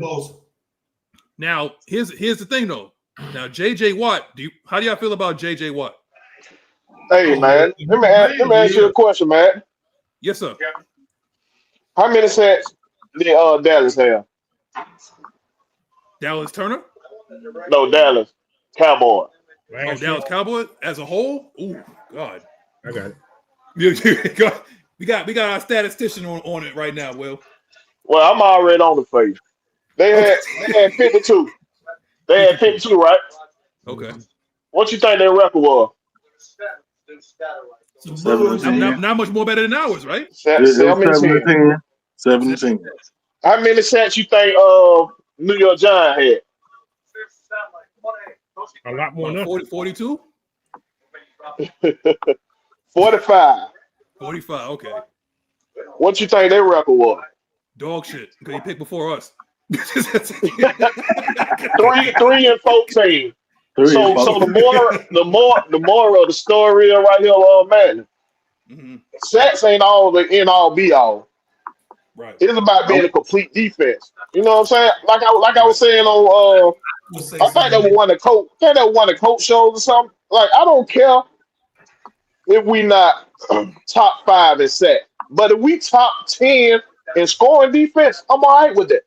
Yeah, because that's what matters, keeping them out the end zone. I mean, right. the two, you know what I'm saying? But if you're interrupting the quarterback, get him off his spot. That's the goal. I want the quarterback uncomfortable. Sometimes sacks don't land because they get rid of the ball too quick. You feel what I'm saying? They get rid of the ball too quick. Losing contain. You know what the other common denominator? Right. The common denominator with those two teams you just mentioned. What you saying, Nyght, Ryder? You know what the other common denominator is with those two teams that you mentioned? What's up? Terrible quarterback play. That's another one. Yeah. So did the sacks they help their ass, did it? The sacks they help their ass. So that's what I'm saying. Like we know where we are in the line. We good on names. We all about the flash and shit in the line. But don't let, because we're not getting sacks early, be the end all be all for y'all. If we're disrupting that backfield, they're doing their job. Right. If you watch tape last year, a lot of them quarterback was getting rid of that ball fast, bro. You know what I'm saying? They was getting rid of that ball quickly. That was the game plan going against the line. But you know, when you think about it, like even when we had our best defense, we didn't have like a whole bunch of household names. I guarantee you, Patrick Kearney was not a household name. No. Neither was Travis Hall. Neither was Shane Dronette. Neither was Chuck Smith. Or the Keith big Murphy. name on that defense was Jesse Tucker. But even then, I bet you if you was to ask anybody outside of Atlanta, if you asked like who was like the best middle linebacker in the league, would you think they would have said Jesse? Hell no. Hell no. So in conclusion, We don't need names. We need production. Exactly. That's all we need. It's just like this consistent production across the board. And that comes down to what everything that y'all was talking about yesterday. About that whole thing about culture. Now let's address this again, because I'm sure we're going to address this leading into training camp, during training camp, into the preseason, into the season. What is, in your as being a Falcons fan, because Will has been a Falcons fan for a long time, so has Mike, but we came in at different times, right? Mm-hmm. So what do y'all believe has been Atlanta's culture for as long as you've been a fan? Or do you believe that we even had one? Hell no, we ain't never had no culture. Okay, that's what Nyght said. We didn't have one. Ant? No? Nope. Okay, so Coach been a fan for a long time. What culture? Okay, Ant's like, what culture? Okay, what you got, Coach? Culture. For as long as you've known, see, about whatever said losing. Right, it's exactly, Coach. But we haven't been. But the thing is, like, we haven't been a loser for that long. We've been to NFC Championship games. We've been to Super Bowls. We ain't been no winner either. No, we have. But you have to win to get there. Right. If you think about it, when Coach was growing up, man, the Falcons were god awful. But think about it. Okay, but we're not the Jets. We're not Cleveland. No, we're not the Jets. But we just we're not even Jacksonville. Okay. Shit. No. That's what I'm saying. So. What I'm saying, and I'll get to Mike, and I'll get to to expand on this. But Coach, okay, yeah, go ahead, man. I'm just thinking about back in the old days when the Falcons left Fort Campbell Stadium. Mm-hmm. It was a welcome to the world type thing, right? Mm-hmm. We was included. Think about the Falcons. What 68? They came in. Whatever. 66. Yeah. Mm-hmm. When they came in, it was like, okay, we're part of the world now. Mm-hmm. Football is in Atlanta. We already had college. College was always going to be strong here. Mm-hmm. Right. Now you got an NFL team. So as the years go on, I think my first game was, what was my first game? Maybe 70 something. I don't remember. Right. But going to that game is like, man, it's an experience. But now you had the Georgia Dome. You had all the rappers and stuff on the sideline. Think about this. You had all these rappers on the sideline. Hey, Helmer. It elevated to entertainment. Okay, there we go, Deco. Atlanta is an entertaining city for football. People want to be seen. Well, for professional football, because y'all different when it comes to college, right? Yeah, college is different. You got the y'all expect different for college. Yes. Mm-hmm. The pro just like, okay, how can you entertain me? Right. Because we ain't won nothing. We had maybe because we're so used to being entertained, though, Coach. We just like what Nyght said. You had Hammer, and then right after that, what you had the Michael Vick experience, right? Yep. So maybe we're just used to like that level of entertainment, where it's like you could be entertained, but yet I'm okay with it. We're like 500. Like I say, you notice the all-time people who you can't talk about in this city. Vic, they're all entertainers. Yes. Deion, he ain't winning nothing. Deion only been here was like 5 years. He was only here for 4 years. Michael Vick, he didn't win nothing. But those are the people they enjoy that entertainment part of it. My boy Matt Ryan, he won a lot of games. He did. They don't like him. They don't like him though. Because he wasn't entertaining. You want me to tell you why they don't like him? Because he was white and he wasn't entertaining. Right. Exactly, Coach. Exactly. So I had an argument with one of my homeboys about that shit. He just swooping down Matt Ryan was dirt shit. Matt Ryan is top 10 in majority of stats. I'm not saying that they don't want a winner, but they like mediocre. So let me hit this comment right here, and I'm gonna get to Mike, because Mike just came on. He said you gotta win shit to develop a culture. Until you won some shit, you're a fucking loser. We ain't got a culture because we ain't won shit, so our culture is losing straight up for like 12 o'clock. Straight up and down like 12 o'clock, boy. Get your ass in the 60s. Straight up like 12. Now, Coach, that's exactly what I'm talking about. Man, you get the fuck up out of here with all that. We gotta win stuff to be a fan and show up to the fucking game. The Mets have been trashed for a long time before they start winning. Guess what happened? They still showed up. The Braves were losing for almost 20, 30 years. Guess what happened? They still showed up the games. Right. It took the Cubs 100 years. 100 fucking years, but they still show up. That's a coward's way out. That's what I hear about our fan base. Our fan base be they got them checking out the scenery and shit. They got that second quarter in the game and they checking out the scenery. I mean, the Browns was sorry. Been there, Will. The Jets. How long the Jets been sorry? Will. The thing is, being there, I understand because me personally, I'm not a person. I got ADHD, so I can't sit too long in the damn spot. For me personally, I like to move around, so I understand it. But the thing is, fucking cheer. Bring your ass to the game. Stop staying in the goddamn going to the what you call them damn thing, the tailgate shit. Like people go there to the tailgates and they don't really fucking go for the games. Like, but you call yourself a Falcon fan. Like all this shit, that's some bullshit. Hey, in defense of that though, man, a lot of them damn games, like ever since they moved to Ben, they done priced out a lot of the diehard fans. Okay, what now? I mean, They said they priced them out. I get it. It's very expensive. You're gonna spend about $200 to $300 right off if you just go into an individual game. I mean, it's I mean, if you're going to go to most games, you're better off being a season ticket holder. Just be a season ticket holder. That's a whole lot cheaper than individual games. I'm gonna give y'all a perfect. But I'm gonna give y'all a perfect example right now. I'm a fan from New York. I made the trip down there and spent less than I would going to Falcons Giants game if they came up here. Arthur Blank made it like that. Arthur Blank made it cheaper to go down. I couldn't believe how less I was spending on food than I would be up here. Yeah. But again, he did it for fan friendly because he understands. Bro, people down there. I went there for about $40, $50 to get something to eat. Motherfucker, I didn't even spend a $20. I didn't even spend I was fucking shocked. They got wheel call goddamn. This called wheel call tickets. And the fries, I think it was like maybe $10. Look, it wasn't even that. That's what I'm saying. I was shocked. Hell, the bill was damn near more expensive than the food.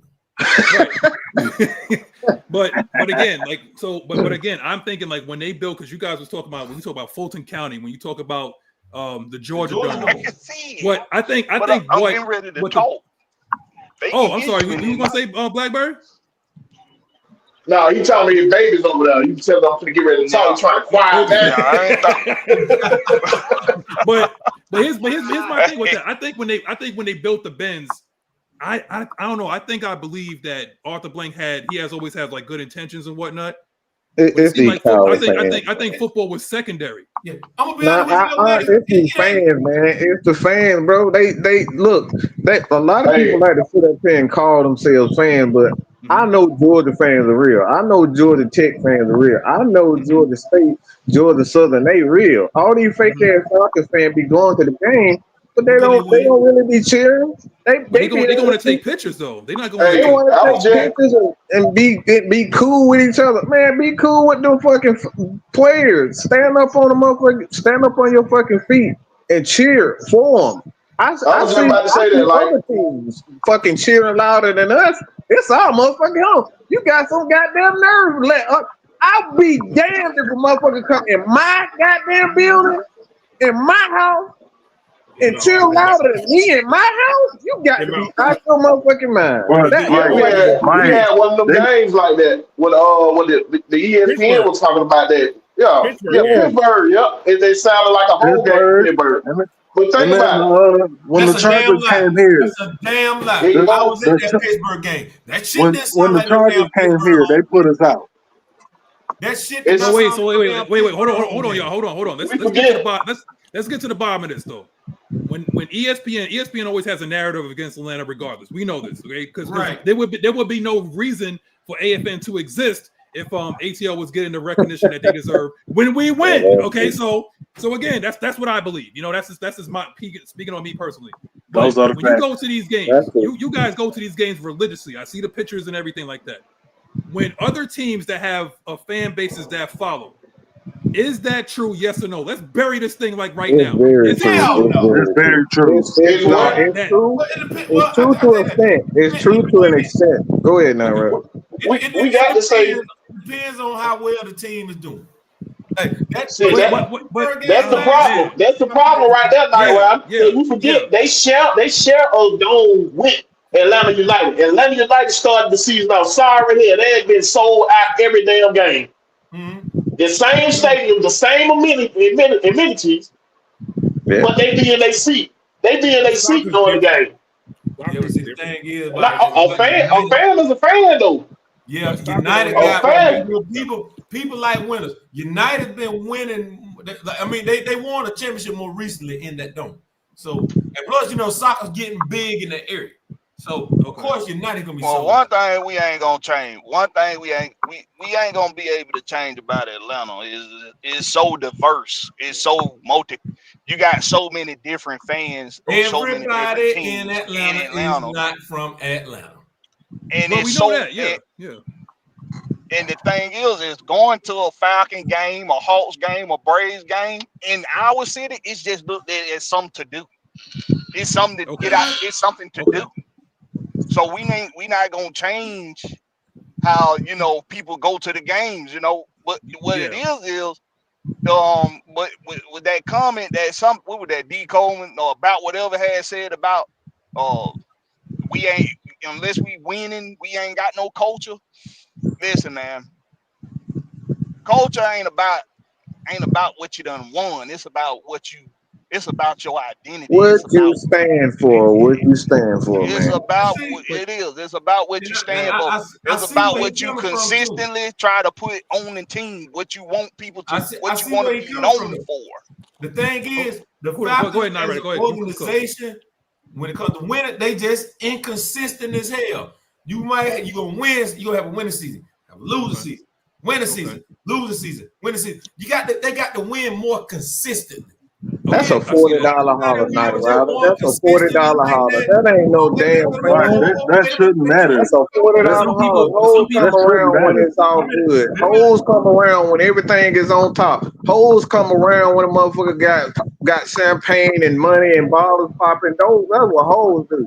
I got something for Nyght, Ryder. I mean, how many times, Nyght, Ryder? How many times you're on your model? Been sorry as hell, but you sat on them goddamn cold, hard ass bleacher to go support her. Well, of course, I'm gonna support my damn team. You heard what you said. Hold up, you heard what you said, like the general Atlanta population.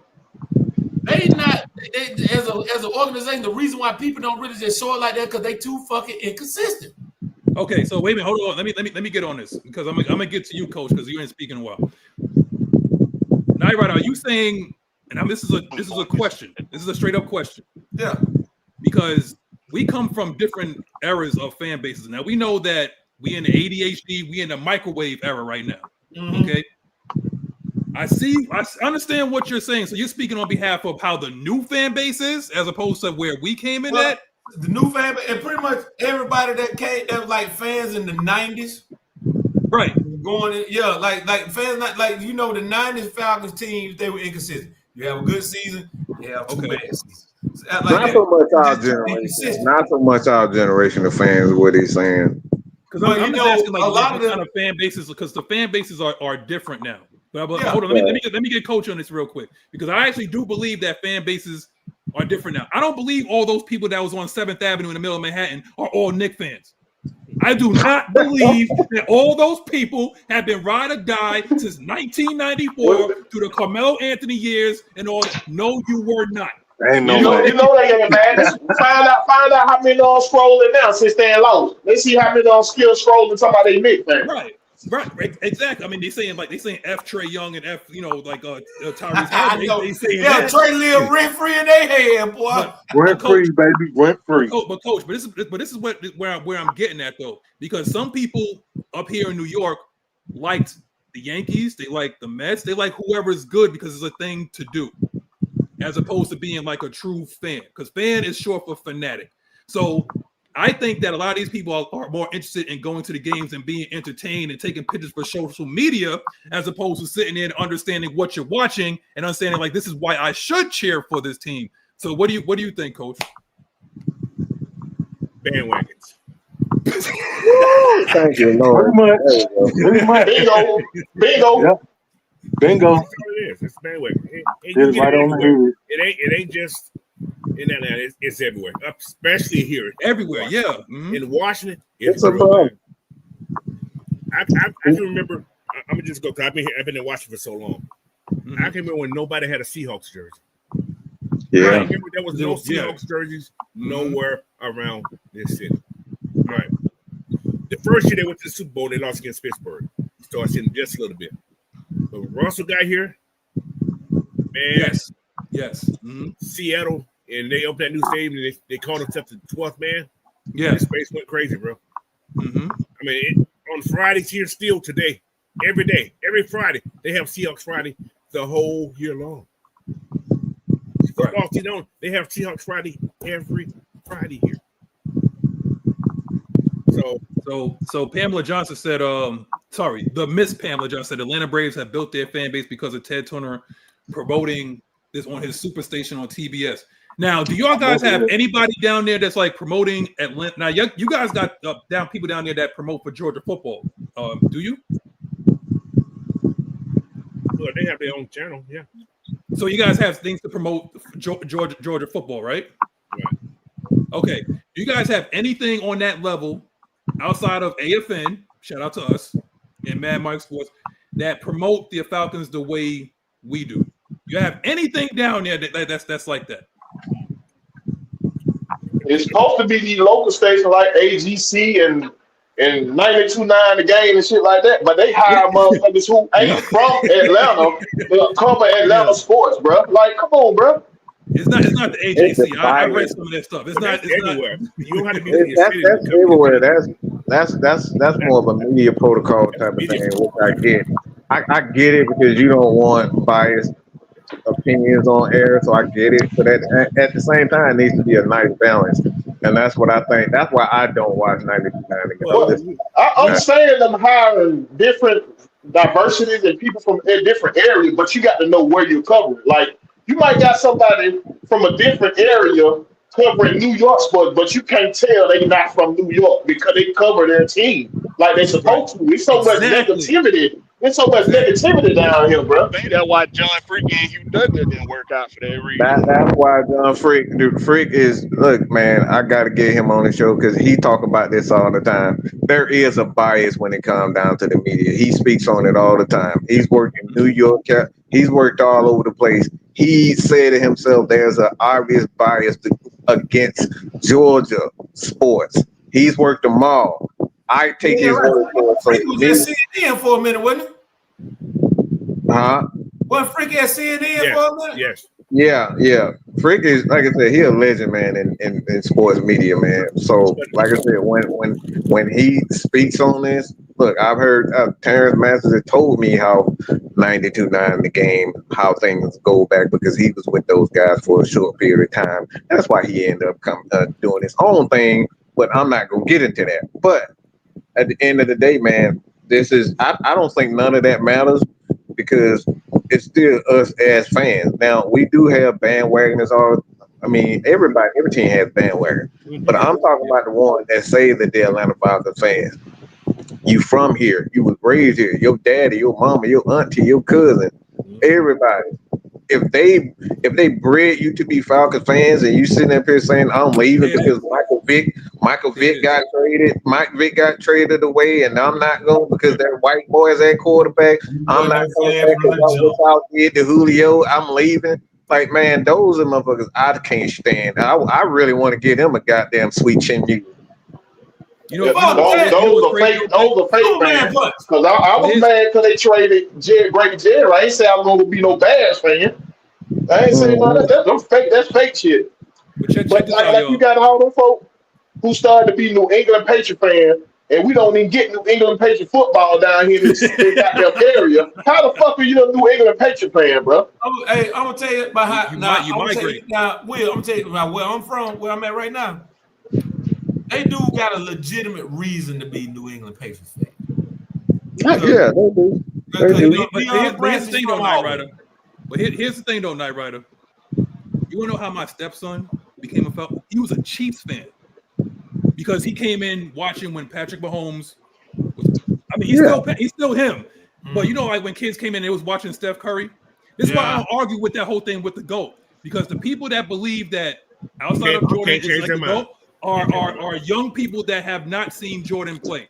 I'm not arguing with you. If that's who you believe it is, I'm not getting upset. I'm not getting upset with the broccoli-haired kids that have the tripod in the gym. I'm not doing that. Okay? Y'all know who I'm talking about now. Now this is the thing, though. Don't do that, baby. No. Look where I'm going. I'm gonna see where. Follow me now. Follow me on this. He liked Patrick Mahomes. He was a Chiefs fan. He still kind of is. But what he loved, he became a real fan during the Mariota years. Okay, because it was like this. The games were tight and it was up and down. It was a roller coaster ride. He didn't like the fact that the Chiefs were just steamrolling people. Like, yeah, he liked it, but it got boring to him. Yeah. He liked the fact that it was like an emotional roller coaster with being a Falcons fan. It's like, yeah, we won, but then it was like, real. See, but I was teaching him that, and he saw that how I would go on this ride with Atlanta. I wouldn't get all upset and be cursing and stuff. I wouldn't do all that. But I would teach him how to see the game and understand why we lost, why we won, and stuff like that. So a lot of these guys don't have like that generational breakdown of like, yeah, my dad was a fan, my grandfather was a fan, I'm a fan. No, if you just come into this stuff like this, then guess what? You're just going to see what the media shows you. Right. And if ESPN is not showing you like, hey, this team is good because of XYZ, no, it's going to be like, oh, the Joy Taylors. Oh, yeah. Who gives a damn what she thinks? No. But I'm saying, though, people would watch her. Remember, we're talking about the young fans right now that's coming in trying to watch football and whatnot. So they'll watch people because they're on TV. So like a boss was watching them more than anybody. Well, I'm just. But how many Jordan clips on YouTube? Videos we can watch the whole game. There's a lot. If you want to look them up. That's what. There you go. They lazy. That's the point. The new generation lazy as shit. Yeah. Instead of doing the research, they just believe what somebody tell them. But that's what I'm believing right now. I don't know. Go ahead. It's not even that either. Think about this. You can go on YouTube, but once you got to think about it. Once your mind is kind of shocked, be the best. That's what it is. That's what it is. Why change somebody's mind? That's the problem. Why try to change somebody's mind if that's what they believe in? Just like religion. Too much energy. People gonna believe what they want to believe. There's nothing you can do about that. So it's like I don't have a problem with anybody, supporting whoever they want to support, all that shit. But like I said, at the end of the day, everything is opinionated. Like I said, look, we have a disclaimer over here, man. We not for everybody. Right. We not for everybody. We're gonna try to be informal, and we're gonna be some shit starters, and we're gonna stir up a lot of bullshit. That's what we do. That's it. Hey, that's what but Coach, to what you saying, Coach, I argue with different motherfuckers on here all the damn time. But if you right, I set my ass up and accept that I'm wrong. But I argue like a motherfucker. Y'all know that shit. I'm gonna argue if I feel like I'm right. And so I got them get seen that I'm wrong. Will, you argue? Whoa, God damn it. Oh, hold on. You said you argue? Oh, yeah. Y'all already know ain't no goddamn secret. Ain't no secret on this shit. Ain't no secret. But no, I got a question for y'all. How much money has Michael Jordan made? Billions. How much money has Kobe made? Close to $1 billion. What about LeBron James? More than that. Same. That's about the same. That's starting the greatest all time to me.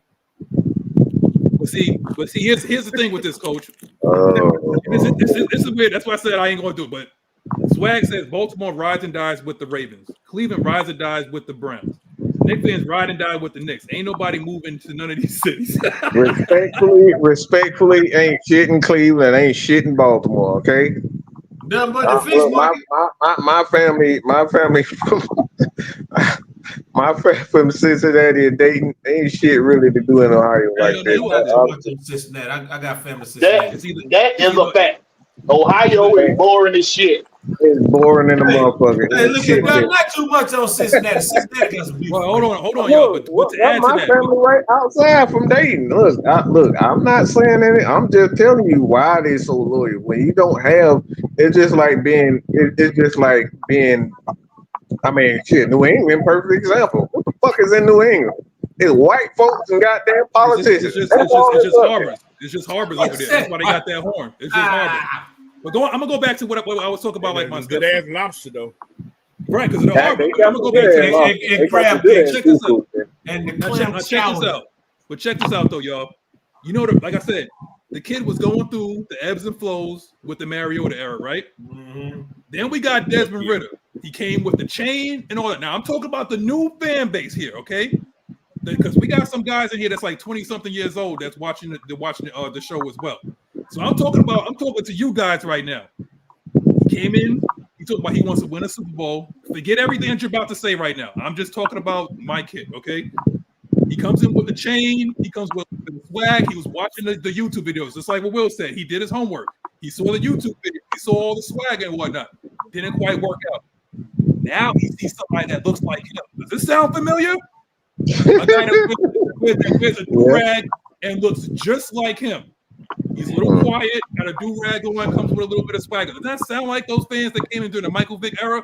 Funny how time repeats itself when you don't learn from it, you know? Yeah. But that's what I'm talking about. If you're gonna be a fan, and he still is, he balls with the one matter and all that. He don't really. The only thing he does is like he just want to know if the Chiefs won or lost. That's all he cares about. If they're in the Super Bowl. But Atlanta, he watches it every single week with me.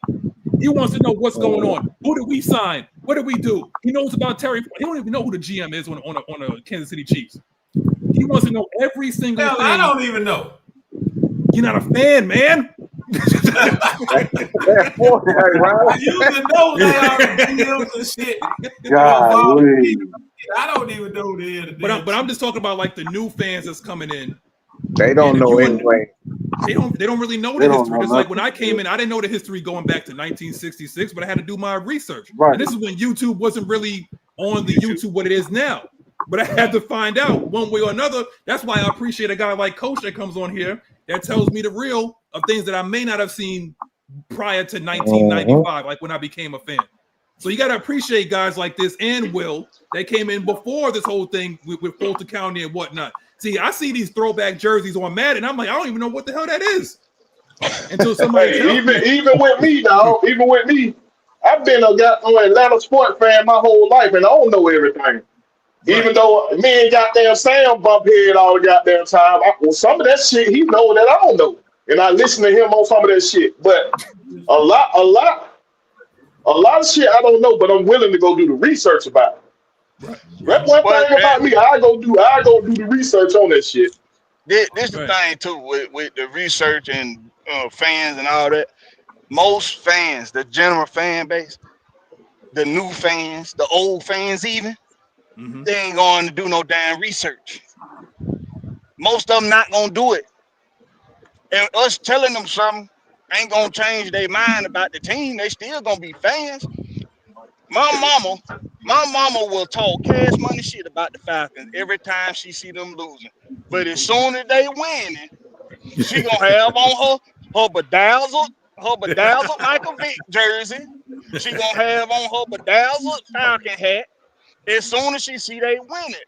And she back from the time when they were still playing at the Atlanta Fulton County Stadium. Mm-hmm. So what it is with let's say the new fans. You saying your son with the new fan, he one of the new fans, right? Yeah. Mm-hmm. And when we ask the questions, well, what's the culture of the Falcons? That's why I started this off season off We're going all the way back to 1964, 1965.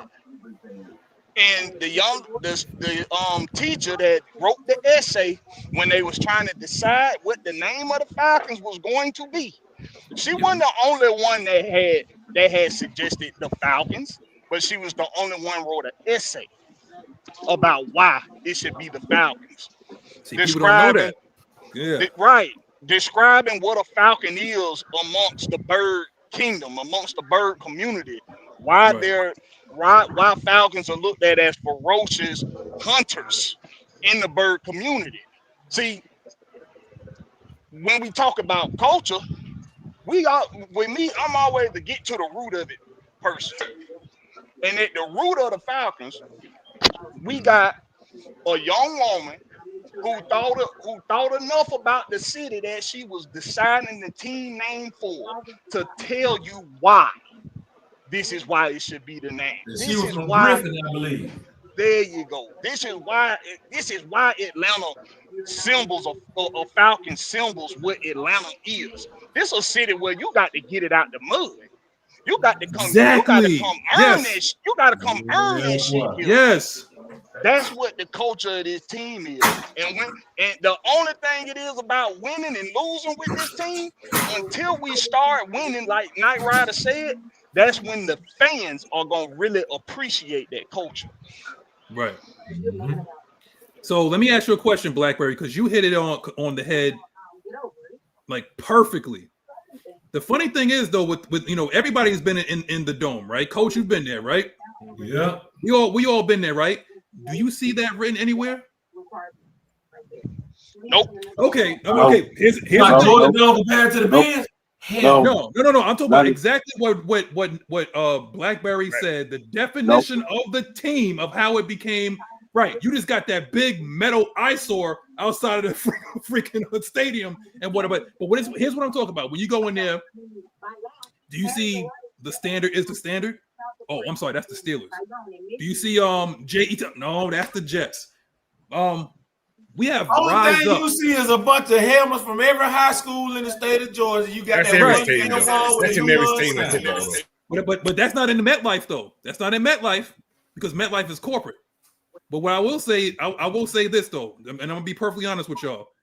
Does Rise Up signify everything that Blackberry said about the definition of a Falcon?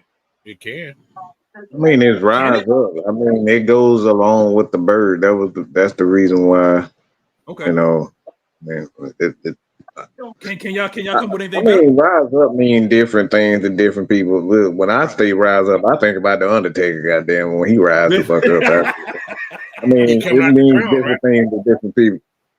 Or even in your case, Mike, because you got Palpatine, right? Didn't he say that to Darth Vader when he rose? Right. Yeah. There you go. So that would go Nyght Ryder. I think they did make the attempt to bring that symbolism to the team. Remember the commercial with Keanu Neal on Marta and the little girl singing "Rise Up"? Mm-hmm. Right. Remember that? That was symbolizing what it is in this city to be an Atlanta Falcon fan. It was, but they don't utilize it that way. A lot of people don't look at it that way, but it is true. Yeah. But I think we get lost from the mission sometimes when we have on-team drama with contracts and players, going on live television saying they out of there, and other players betting on games when they ain't supposed to. Shit, when shit like that distracts us from the mission, this is what we are. This is what we are today. So let me ask y'all a question, and you're talking about this, right? It's funny, like 82 months because how does Arizona have to use the same saying? But here's a question. Now you talk about getting it from the mud, right? That's what you talk about, Blackberry, right? Right. Everybody in here outside of me, because I didn't grow up in the area. Okay, it just so happens a young boy in 1995 happened to be watching TV at the right time. That's how I came into the game. Okay, but everybody here pretty much grew up in the mud, right? Atlanta, is corporate. Atlanta is gentrified. Atlanta is it what it is, or is it really Hollywood now? Nope. You talk about like getting it from the mud. Like I'm asking you. Like I'm not saying like I'm not being disrespectful at all. No, like, I get it because what you saying. Because with what you saying, that's why in Atlanta it look different than where it look other places. That's why little girls like that Amarusha girl or whatever her name was talking about. This is not Atlanta. That is not Atlanta. That look if you that little girl is what we call hood rich. Right. She the product of hood rich parents because they had to get it out the mud. They had to get out here and hustle. It's a part of the reason why, and he's not Atlanta related, but that's why I respect Master P so much. He did it out the trunk of his car. That's where he come from. Right. And when you come to Atlanta and you look at the artists here, the underground artists and the mainstream artists, one thing they all got in common is they got it out the mud. Yes. And when you look at athletes from here, a lot of them got it out the mud. So it's a story behind every success story in Atlanta that a lot of people around the world can relate to. But here it look different because we make it look good. We make it coming out the mud look good. That's the difference. And the thing about this, Blackberry, I'm gonna ask you, and I'm gonna ask you, Coach. You want to know why people are really upset? These Knicks fans up here, why they really upset? Do you know why they really upset? It's been a long time. No. I've talked to them, and it goes exactly what you guys been saying for years.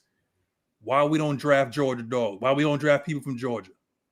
Now here's the thing. I see what you're about to say now. I'm seeing what you're about to say. Syracuse. Now here's the thing though. When the Knicks were the Knicks, when you had Derek Harper, you had John Starks, you had Anthony Mason, you had Charles Oakley, you had Patrick Ewing. Dogs, not DAWGS. But they were grinders because it represented not Manhattan, not 34th Street where all the businesses is. It's everything the surrounding areas about New York. That's where the fans come from. It's a surrounding area. Don't believe Ben Stiller is a fan and all, Spike Lee and all that stuff, but they're sitting down there in the front seats, right? That's the expensive seats. The real fans are up there. The real fans is up there, okay? And they come from the surrounding areas of Atlanta. If you so happen to be fortunate enough to live downtown Atlanta, by all means, congratulations, right? Congratulations, you have made it. But I understand where you guys are coming from because that's why the Knicks fans don't like Karl Anthony Towns. What is the knock against Karl Anthony Towns? Zesty. He's zesty. He's soft. He does not represent what they're used to in terms of the culture. Gobbling back to what I was just saying about the culture. So finally, I understand why you guys erupted when y'all took Jalen Walker. I understand why you guys did what y'all did when y'all drafted Jalen Walker. Because I understand what that man represents now. I totally get it. I see how he practices and all that. How he's talking about how Kirby smart. We practice hard because it makes the games easy and all that. Ant, I get it, man. You know what? Okay, when I set aside all the Georgia stuff, all that. When I seen him pass Carolina, yes. I knew even before when we was talking about pre-draft and all that, I knew me and Coach was talking about this for months. We knew Jalen Walker was a can't miss project. You can't miss him. If he's there, you have to get him. Now y'all guys were saying this though, right? But I don't think people like I said, I was early. But Coach, I'm sorry, Coach. I'm gonna tell you right now. I was ignorant because again, they don't show it up here. Okay. So I was ignorant. So when we used to do the mock drafts and whatnot, there was Jalen Walker was sitting right there. Guess who I took? I took Buddy from Alabama. Jihad Campbell. I took Jihad. Okay. Why? Because Alabama is shown up here, right? I had more data of him, but it seems like Jalen represents the culture. Yeah, the culture. He's homegrown. I'm gonna say this part because I gotta bounce. We had Kingston Grill. We had Kingston Grill in Riverdale, man. Y'all come check them out when y'all in town. Did you get paid for that? Did you get paid for saying that? Maybe I did. Maybe I did. Free meal. But you're absolutely right, Madness. And other fan bases recognize these things. That's why the Atlanta fan base is kind of starting to hear it now. The University of Georgia has a reputation for producing some of the most iconic talent in sports history. Yep. Yes. And that's winning. And when you look at, I mean, one thing you can't deny when the proof is in the pudding. You can't deny when a place is just known for just giving you pure generational talent, that at some point the people that's in that city gonna be like, well, why y'all ain't getting some of them folks? It's the Kobe coach kids. I can't say what Mark Rick's kids. Yeah, I agree, Kobe. I agree. Mr. Ford Tough. That's what Mr. Ford Tough. Yeah. Kobe coach kids. Mm-hmm. But that's what it is, man. And before I go, man, I just appreciate you having me on. Hey man, it was a good conversation. Appreciate you, Madness. Shout out to everybody on the panel, Coach and Nyght, Ryder. Hey man, that's my brother, man. I still hate you, man. I hate you, my brother. Hey, I hate you. I hate you with all my heart. I hate you so much that I love you. Yo, shout out you and your kids, man. Have fun. All right, man. Hey, one time, Blackberry. One word. Let me say, like, to Blackberry's point. Shut up, Nyght Ryder. But to his point, it goes beyond winning. It's a winning mentality that he drills into you from the first day that you get there in spring camp. Like you found that out early. He knew. Yeah. Right. So when Kirby got there after you said Mark Rick left, right? Yeah. Now when Kirby got there, he had to change that culture, right? Yeah. Flip it upside down. And flipped it upside down. We down, did not have a winning mentality before Kirby got there. You get 9-10 wins, but other than that, that's all you got. Hold up now. You gotta remember, we had 10 wins with Mark Rick. We were averaging 10 wins. But we didn't have the dogs. We get to the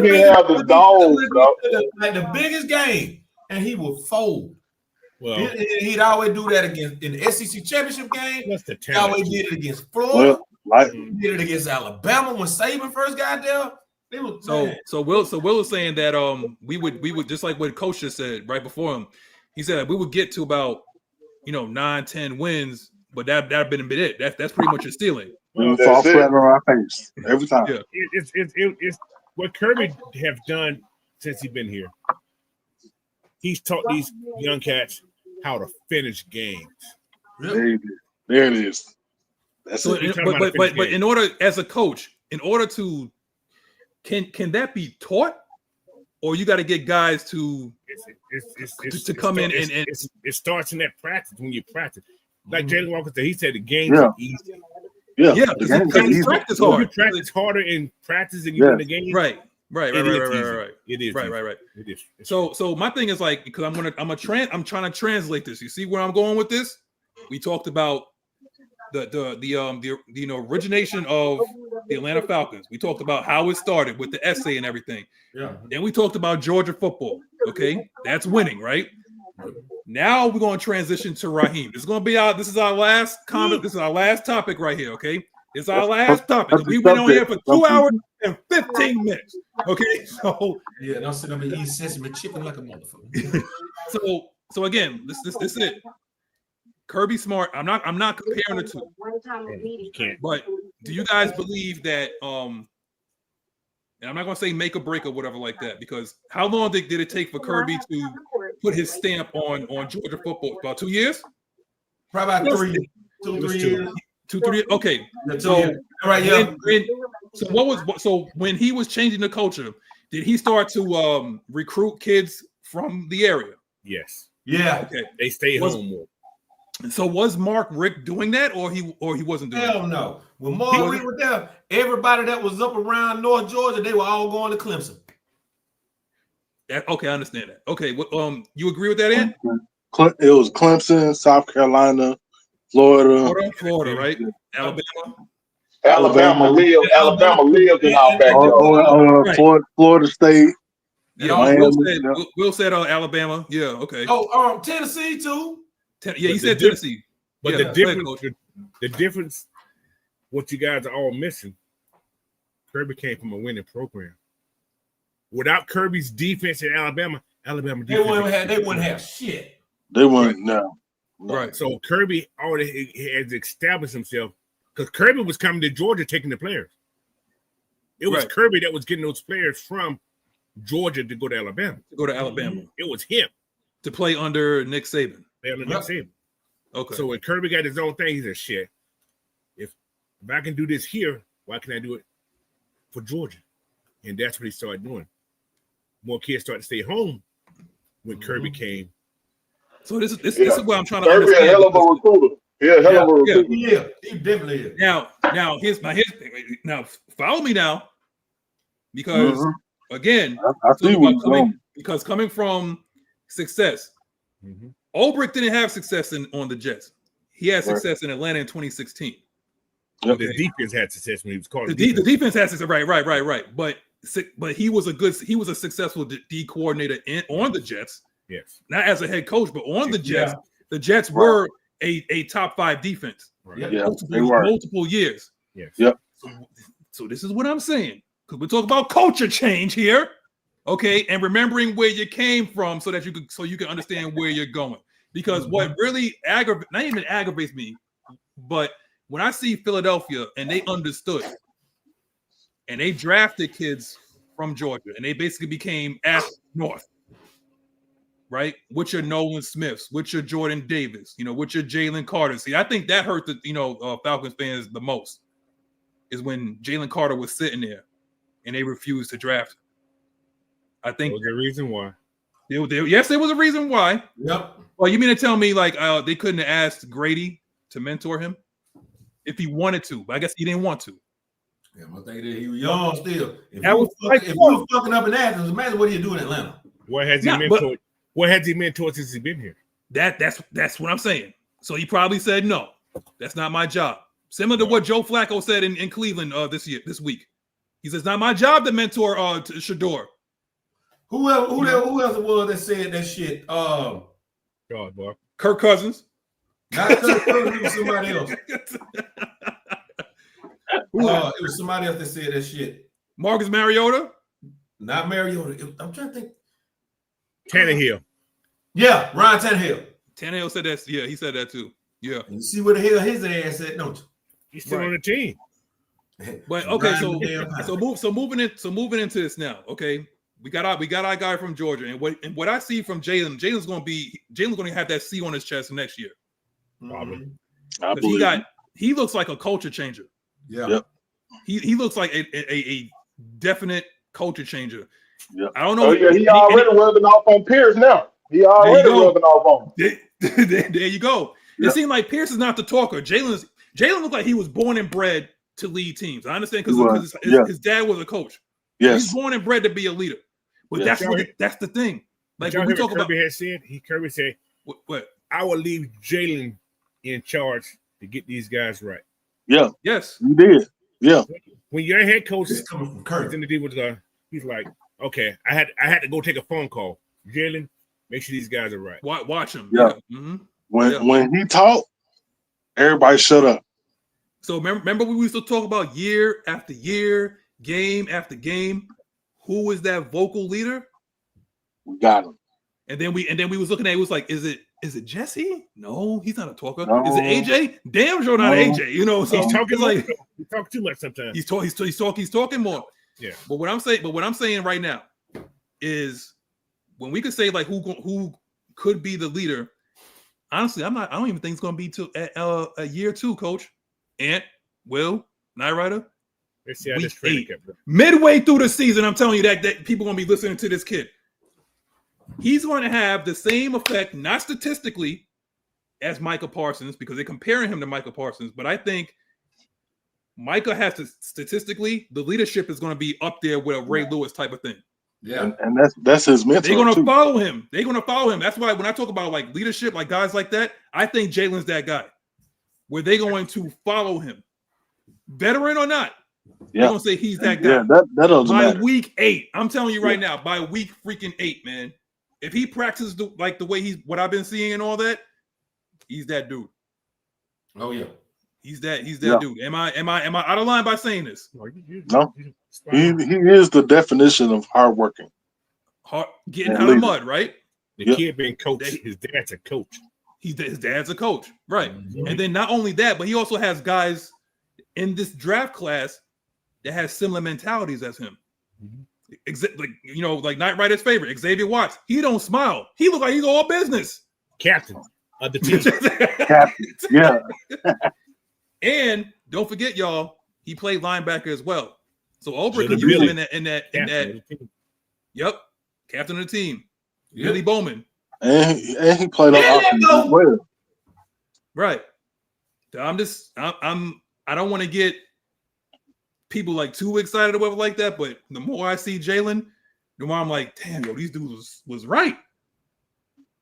And now, like I said, I got my kid looking at this like, yo, I'm gonna need that. I'm gonna need that Jalen jersey. 129. So, damn, coach. like I said, I'm not talking about like Swag said, and he went biblical, and a child will lead them. Hey man, he went straight biblical on us, man. So I think this defense can be, for sure. Just on paper now. On paper, we still got to see it. They still have to see it. Yeah, we still got to see it. On paper right now, to me, of all the defenses I've seen the Falcons have, this is actually one of the best one I've seen on paper. Since when? Forever. Wow. You mean like all 3 levels? All 3 levels. All 3 levels. I think the Falcons secondary right now can probably be the best secondary in football this year. Now, let me ask you something about that, Coach. It's June 1st. If follow me, Nyght Ryder, follow me, Will. If don't do that, Coach. I'm waiting on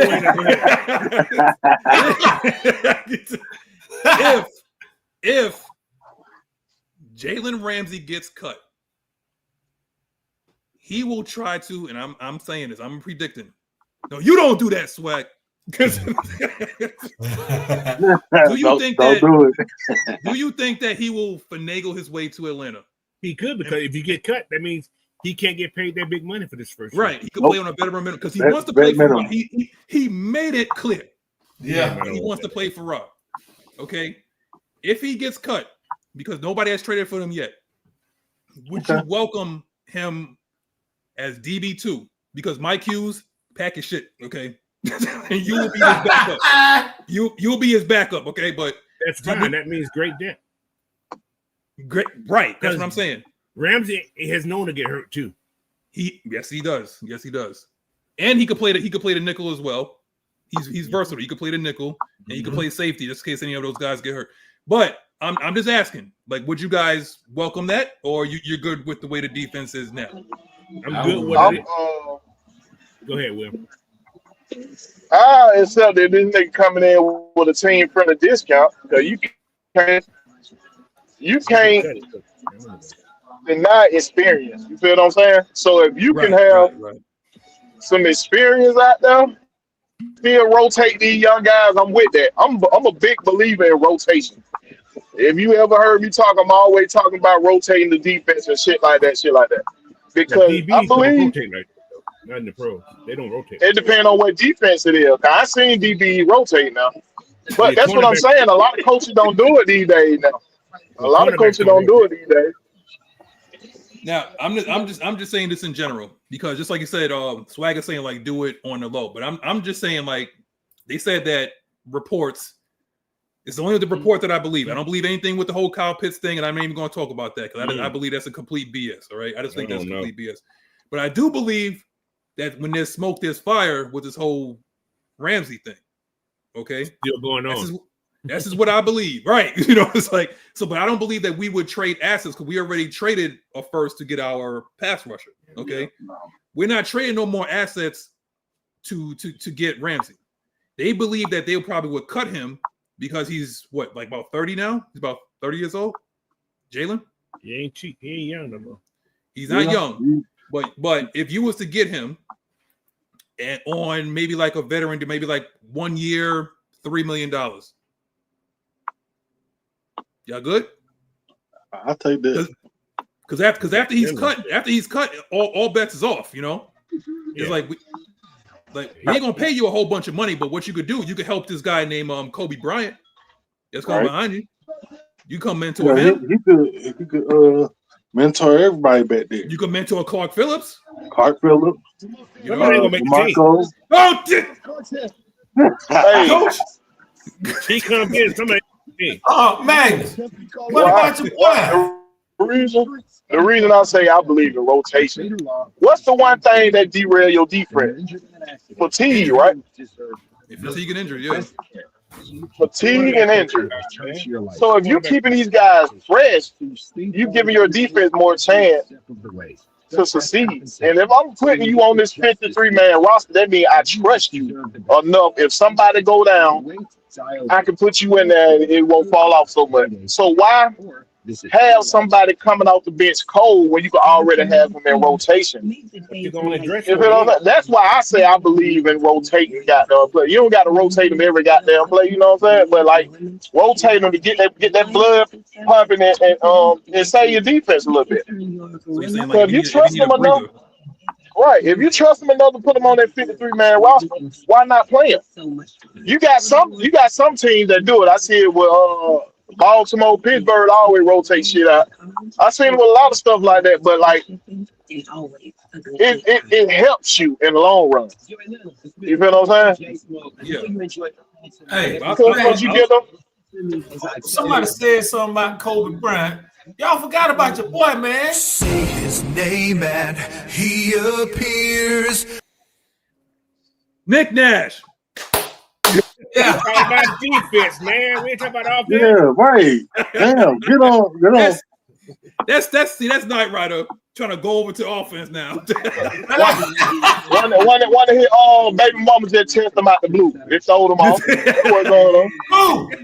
The one from Punta Cana. The one from Punta Cana. You know who it is. I ain't never been to no damn Punta Cana. I've been to Puerto Rico. That's a lie.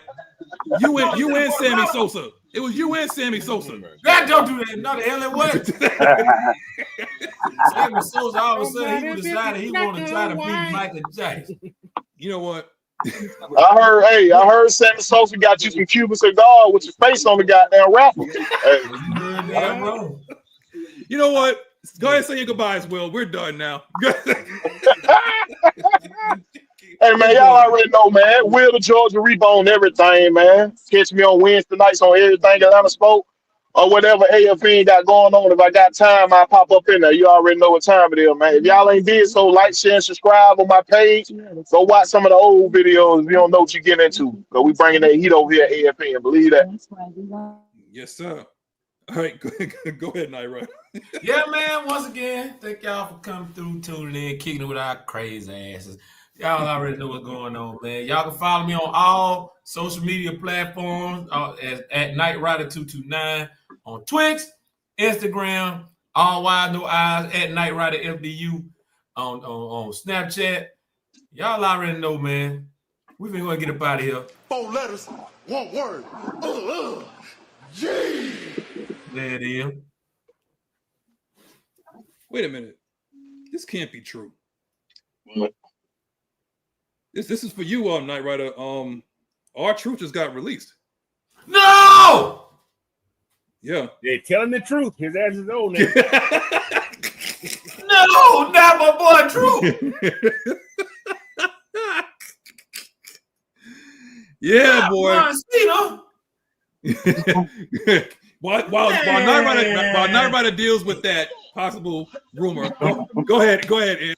I'm coming to let you My dog just shot me with them little water gun thing, them balls. Who? You know them little water guns that had a little ball, them balls, whatever. The new water gun they got going on. Shot you.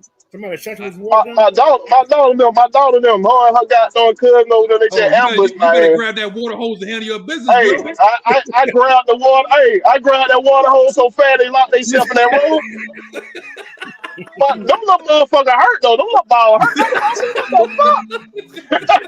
But I ain't let them see it. I ain't let them see it. Goddamn, you know, I cheated it up. You know what I'm saying? But I sprayed their ass with that water hole. They locked themselves in that room. Hey, he gonna go to the house with bruises on his skin. Like, what It's true, though. Nah, it don't hurt that bad. They ain't leave no bruise. That's the first time I checked. I say, them little motherfuckers stink. Go ahead, Ed. Go ahead. Oh my goodness. Hey, we appreciate y'all coming out supporting us as usual. Y'all stay tuned for everything that AFN got going on, as well as the Unholy Alliance. Hey, appreciate y'all. There you go. Hey, Mike, you hell, Mike. You got our true release. You see what Mike said out there? You gonna cry? He gonna cry in the car. Motherfucker. Go ahead, Coach. Hey man, thank y'all for joining us today, man. Like I said, follow me on Coach Unchained on everything. And until we see you again, have a great rest of your Sunday. There you go. All right, y'all. So damn, look at Mucho. He said you too dark to say Bruce. You right about that, Mucho. You right about that, Mucho. I'm blacking in the motherfucker, boy. Bang, bang, bang. What the? You know what? I think on that, I'm just going to end it like this. God. Today was the best day of your life, but to us, it was just Sunday.